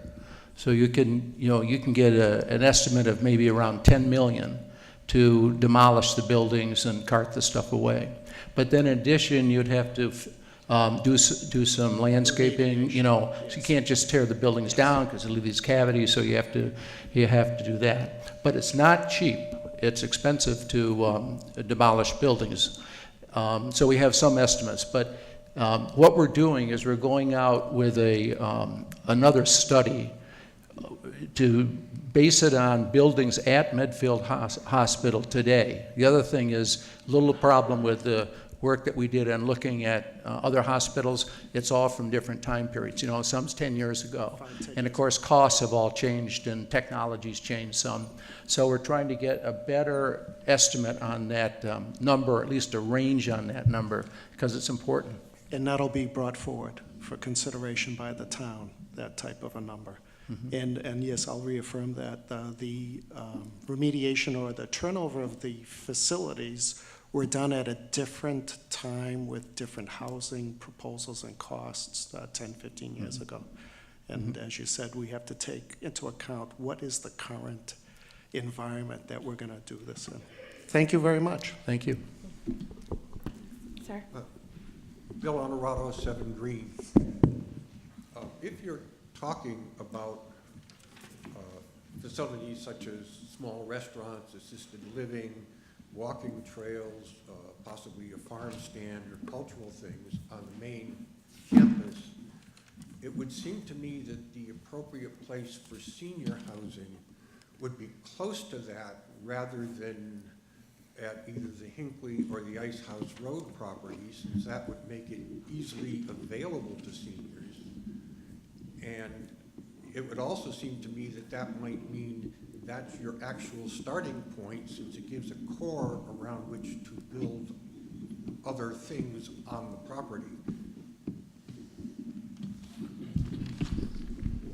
Well, we definitely have taken into consideration that. I mean, there's a, you know, competing factors, so it's hard to know what the exact right place is. I mean, the senior center is right on Ice House Road, but also, as you point out, there may be a lot of interesting things happening up at the hospital, and so we definitely haven't ruled that out as far as you know, independent living or whatever at the core campus is still an option as well. So, yeah, those are good points. There's 2 parcels, parcel 4 and parcel 5, on that phased development scenario that are where they're located is where the cottages are now. If you drive in the main entrance on the right-hand side. So that's a possibility for certainly some sort of senior housing there. And yeah. Okay, thank you. Linda Suttonfield from Harding Street. Thank you for so many creative ideas. It's very clear you've done a tremendous amount of work, and I really appreciate the fact that it doesn't seem like you've gone looking for the most income-generating solutions for the town, but more solutions that preserve what many of us live in this community for. But I have a very specific question about some of the agricultural options, wondering about the water component, and will that use water from the river, or I'm on that land all the time, almost every day, so I'm curious. Yeah, that's a very good question. You can't have a farm without water. Right. So water is a very important question of where would the water come from. Now it depends on the type of agriculture and the you know, the requirements for water. Of course, one of the options is that when we're doing the infrastructure design for that, you know, for the campus, that we make provision for irrigation water for farm plots. So, for example, if it's some of the newer technologies, drip irrigation, those types of things, then the amount of water is minimal. Right. There may be potentials for the whole hospital sitting on a large aquifer, right? So there's a lot of water potential just by drilling wells. In the old days, the farm actually used, much of it used the Charles River. Right. and that's where they got their water supply. They'd put in pumps and feed in a sort of a portable irrigation system. I think that's probably pretty infeasible now to think that that would ever happen. So it's probably between trying to drill wells, and the issue there is the expense of drilling a well, particularly if you only have a short-term or a 10-year lease, you know, on the land. And the other option is that in the design of the infrastructure, the water system for it, that you make the provisions for that. The other question I had was the mention of the potential residential facility for disabled children, and just curious if there was more information about how much of the campus that could potentially involve and Well, this is an idea in its very early stages. So it's one of these things where a person came to us and has a very interesting concept for that. And beyond that, it really hasn't been designed. It's in the, but we are moving along with it, and we have gotten some positive response. I think that the thinking now is it would start relatively small, you know, small in terms of, you know, number of people that would occupy maybe 1 or 2 buildings, that type of thing. It would tie in with the agricultural land because that's sort of the model, like capabilities down on the Cape, that type of model. It's very intriguing. It's a very interesting idea, and you know, we are getting Riverside community has talked to us or talked to the person, so that I think there is certainly some, you know, some potential for it. And I think that it fits well into the idea of creating diversity, you know, so that I think it's important for Medfield that it has a diversified population. It's not a homogeneous type of thing. So, so again, we're pursuing it still at an early stage, but it's one of these catalyst things that I think has a lot of interest in it, and I think has a lot of need within Medfield. And I have one last quick question. The buildings that were just put up, the park complex, that large complex, did that not fulfill a lot of our lower income housing requirements?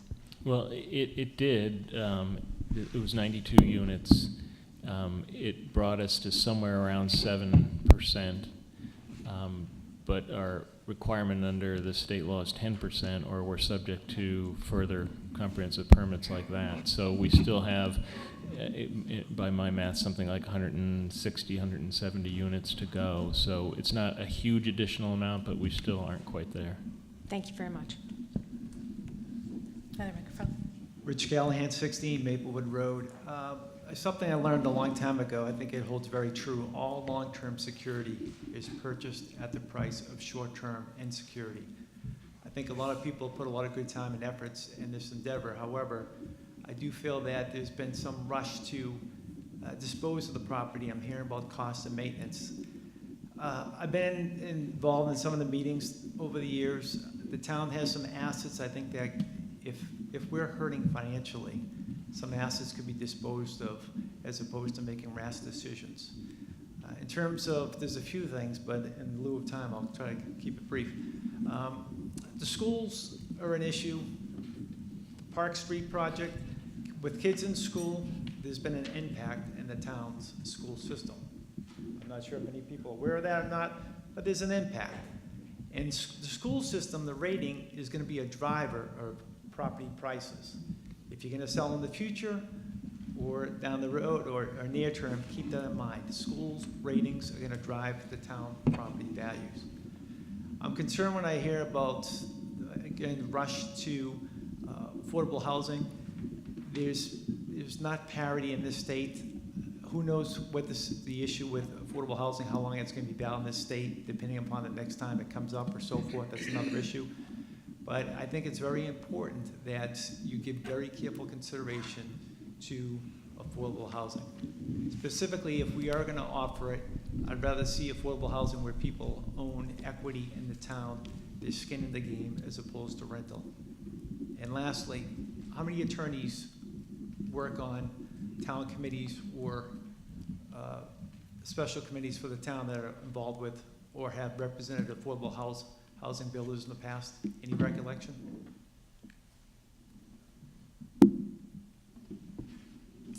lastly, does anybody know the status of the pension?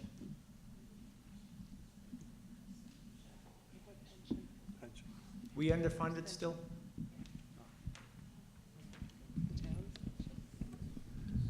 Okay.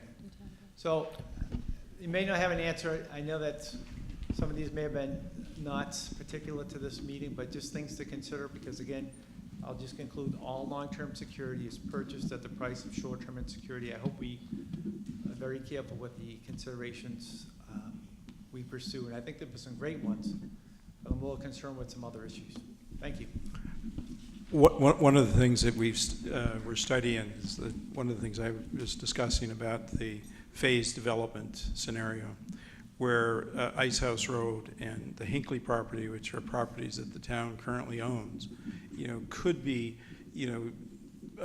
sold and developed by a developer for some sort of senior housing, whatever. But that money then could be put into some of the infrastructure improvements up in the core campus, all with the idea of creating investment for the town, because if the town retains the property, or a good percentage of the property on the core campus, then that represents, I think, something long-term security for the town, and it also creates the flexibility that's needed, to, rather than a short-run answer of flipping the whole parcel to someone else. It's sort of keeping the property in the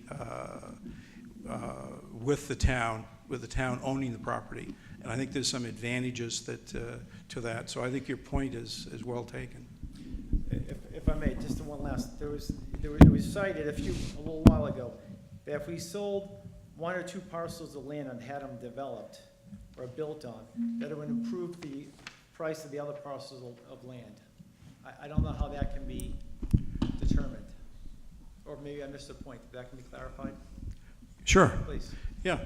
In any development, whether it be a private developer or public development, when property is developed and sold, if a portion of it is developed and the right thing is developed in that parcel, then the remaining parcels of land actually increase in value, because the improvements in the infrastructure is built either by other developers and or funds from the previous development. So the property values would in fact increase. Okay. Yeah. All right, thank you. Tracy Hogan, 20 Hospital Road. My question is, there is currently slated to start construction a 60-unit housing development, private housing development on Hospital Road adjacent to the A1 property that it's going to start construction this year. 60 units, 25% of those units are going to be 40B. My question is the committee keeping track of the private developments that are going to be happening in the town to then adjust your housing wants for the hospital property? Because a 60-unit development is going to severely impact the town. So I would think that if you keep aware of that, maybe you would adjust your housing needs to more senior housing. So if you could just comment on what you're doing in that respect. The committee hasn't really worked directly on that, but I'm aware of that there is proposed 60, but I understand that the selectmen are now in discussions with the developer, and that there's some conversation about possibly reducing the number of units that's going to be existing there. But also the developer is, I think, targeting the market, which would be the downsizing market for baby boomers, similar to because there's a huge market out there. And the unit designs, which that would be put in there, would be designed most likely for that particular market. From what the developers told me, it's high-end homes that he's putting in there. The price point might be higher, yes, that's right. But there's still a huge market, whether it be from a price point of $350 up to $750 or $800 even for that kind of downsized product. And you know, but when you get beyond that 700 range, it becomes a little bit more difficult. But, you know, there is a huge market, you know, that for downsizing baby boomers. But is the committee keeping track of the other private development that's happening in the town so you can adjust what Just what goes on to the, Yeah. yeah. What you're Yeah, gonna I mean, propose? Sarah's our staff member, and she's also the town planner, so she keeps us informed of what else is going on in town. So the short answer is yes, we're definitely aware of it, and we'll be factoring into our discussions. Because supposedly that project is going to be over a 4-year period. So I'm just hoping that the committee will allow for the impact on the schools when you're proposing your housing units. We definitely will. Sir. With regard to the CSA, are you only considering the state-owned land, or are you considering other parts of, you know, the acres that we own? And, you know, some of that might be the sledding hill, or maybe it would be the open fields in the back that abuts Dover. I'm sorry, I didn't quite get the question. In addition to the CSA? In addition to the state-owned land, could a CSA be, have our own CSA as part of the sledding hill or the back acreage that abuts Dover? That's a very, very good point. And of course, the answer is we haven't really decided yet, okay? But there is a good argument to have a buffer zone between a residential area, like say the property A, if you can kind of visualize that, and where you actually locate the farmland. So if you think of A1, was one piece of property. A1 actually goes much further than you can imagine, because it goes way over to the east. And there is a whole section of it that's quite separate from the what we call the hayfield, the main hayfield next to the campus. That, for example, when I met with Al Volante, he said this would be like a perfect place for agriculture because it has that degree of separation to it.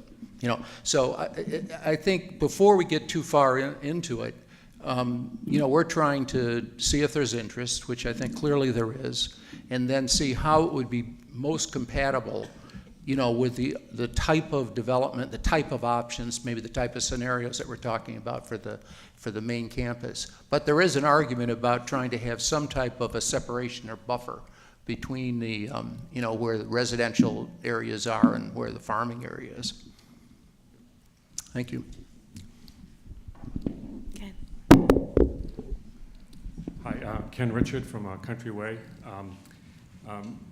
I wasn't going to speak tonight, but Mr. Costello really hit my hot button, and I want everyone to be aware of this.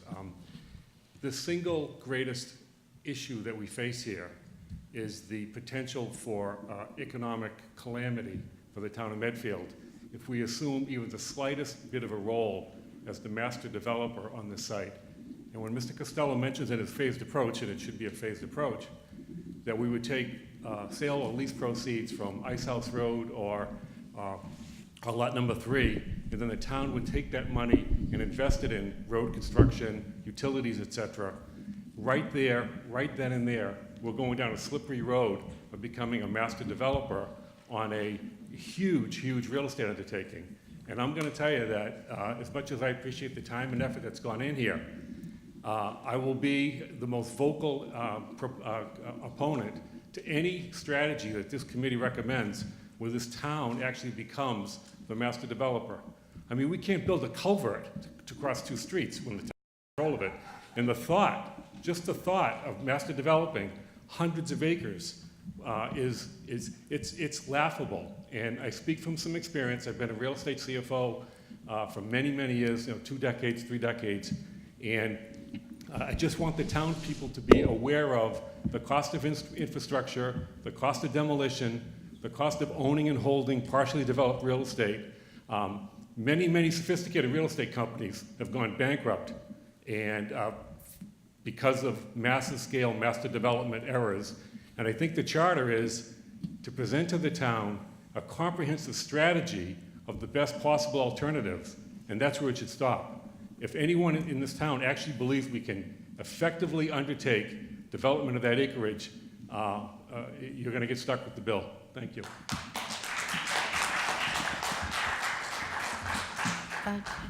Last question? Hi there, Doug Morrison. Kind of on what he said is that when you come up with your recommendations, do you present it to the town, then the town decides, or who ultimately decides what to do? So there are two important gating issues for the town. One is the property would need to be rezoned, which requires a 2/3 vote at town meeting.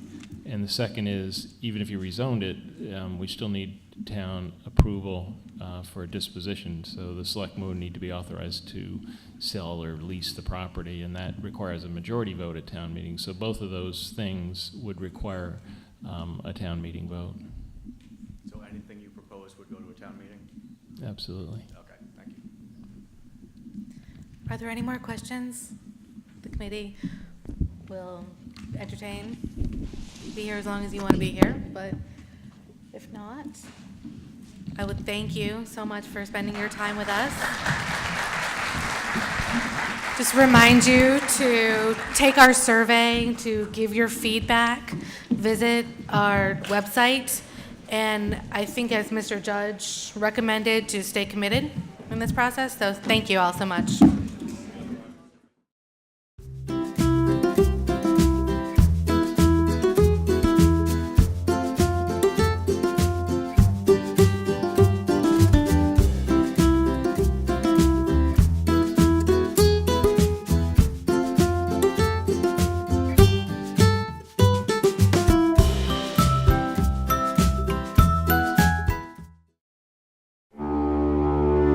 Medfield TV. Community shows.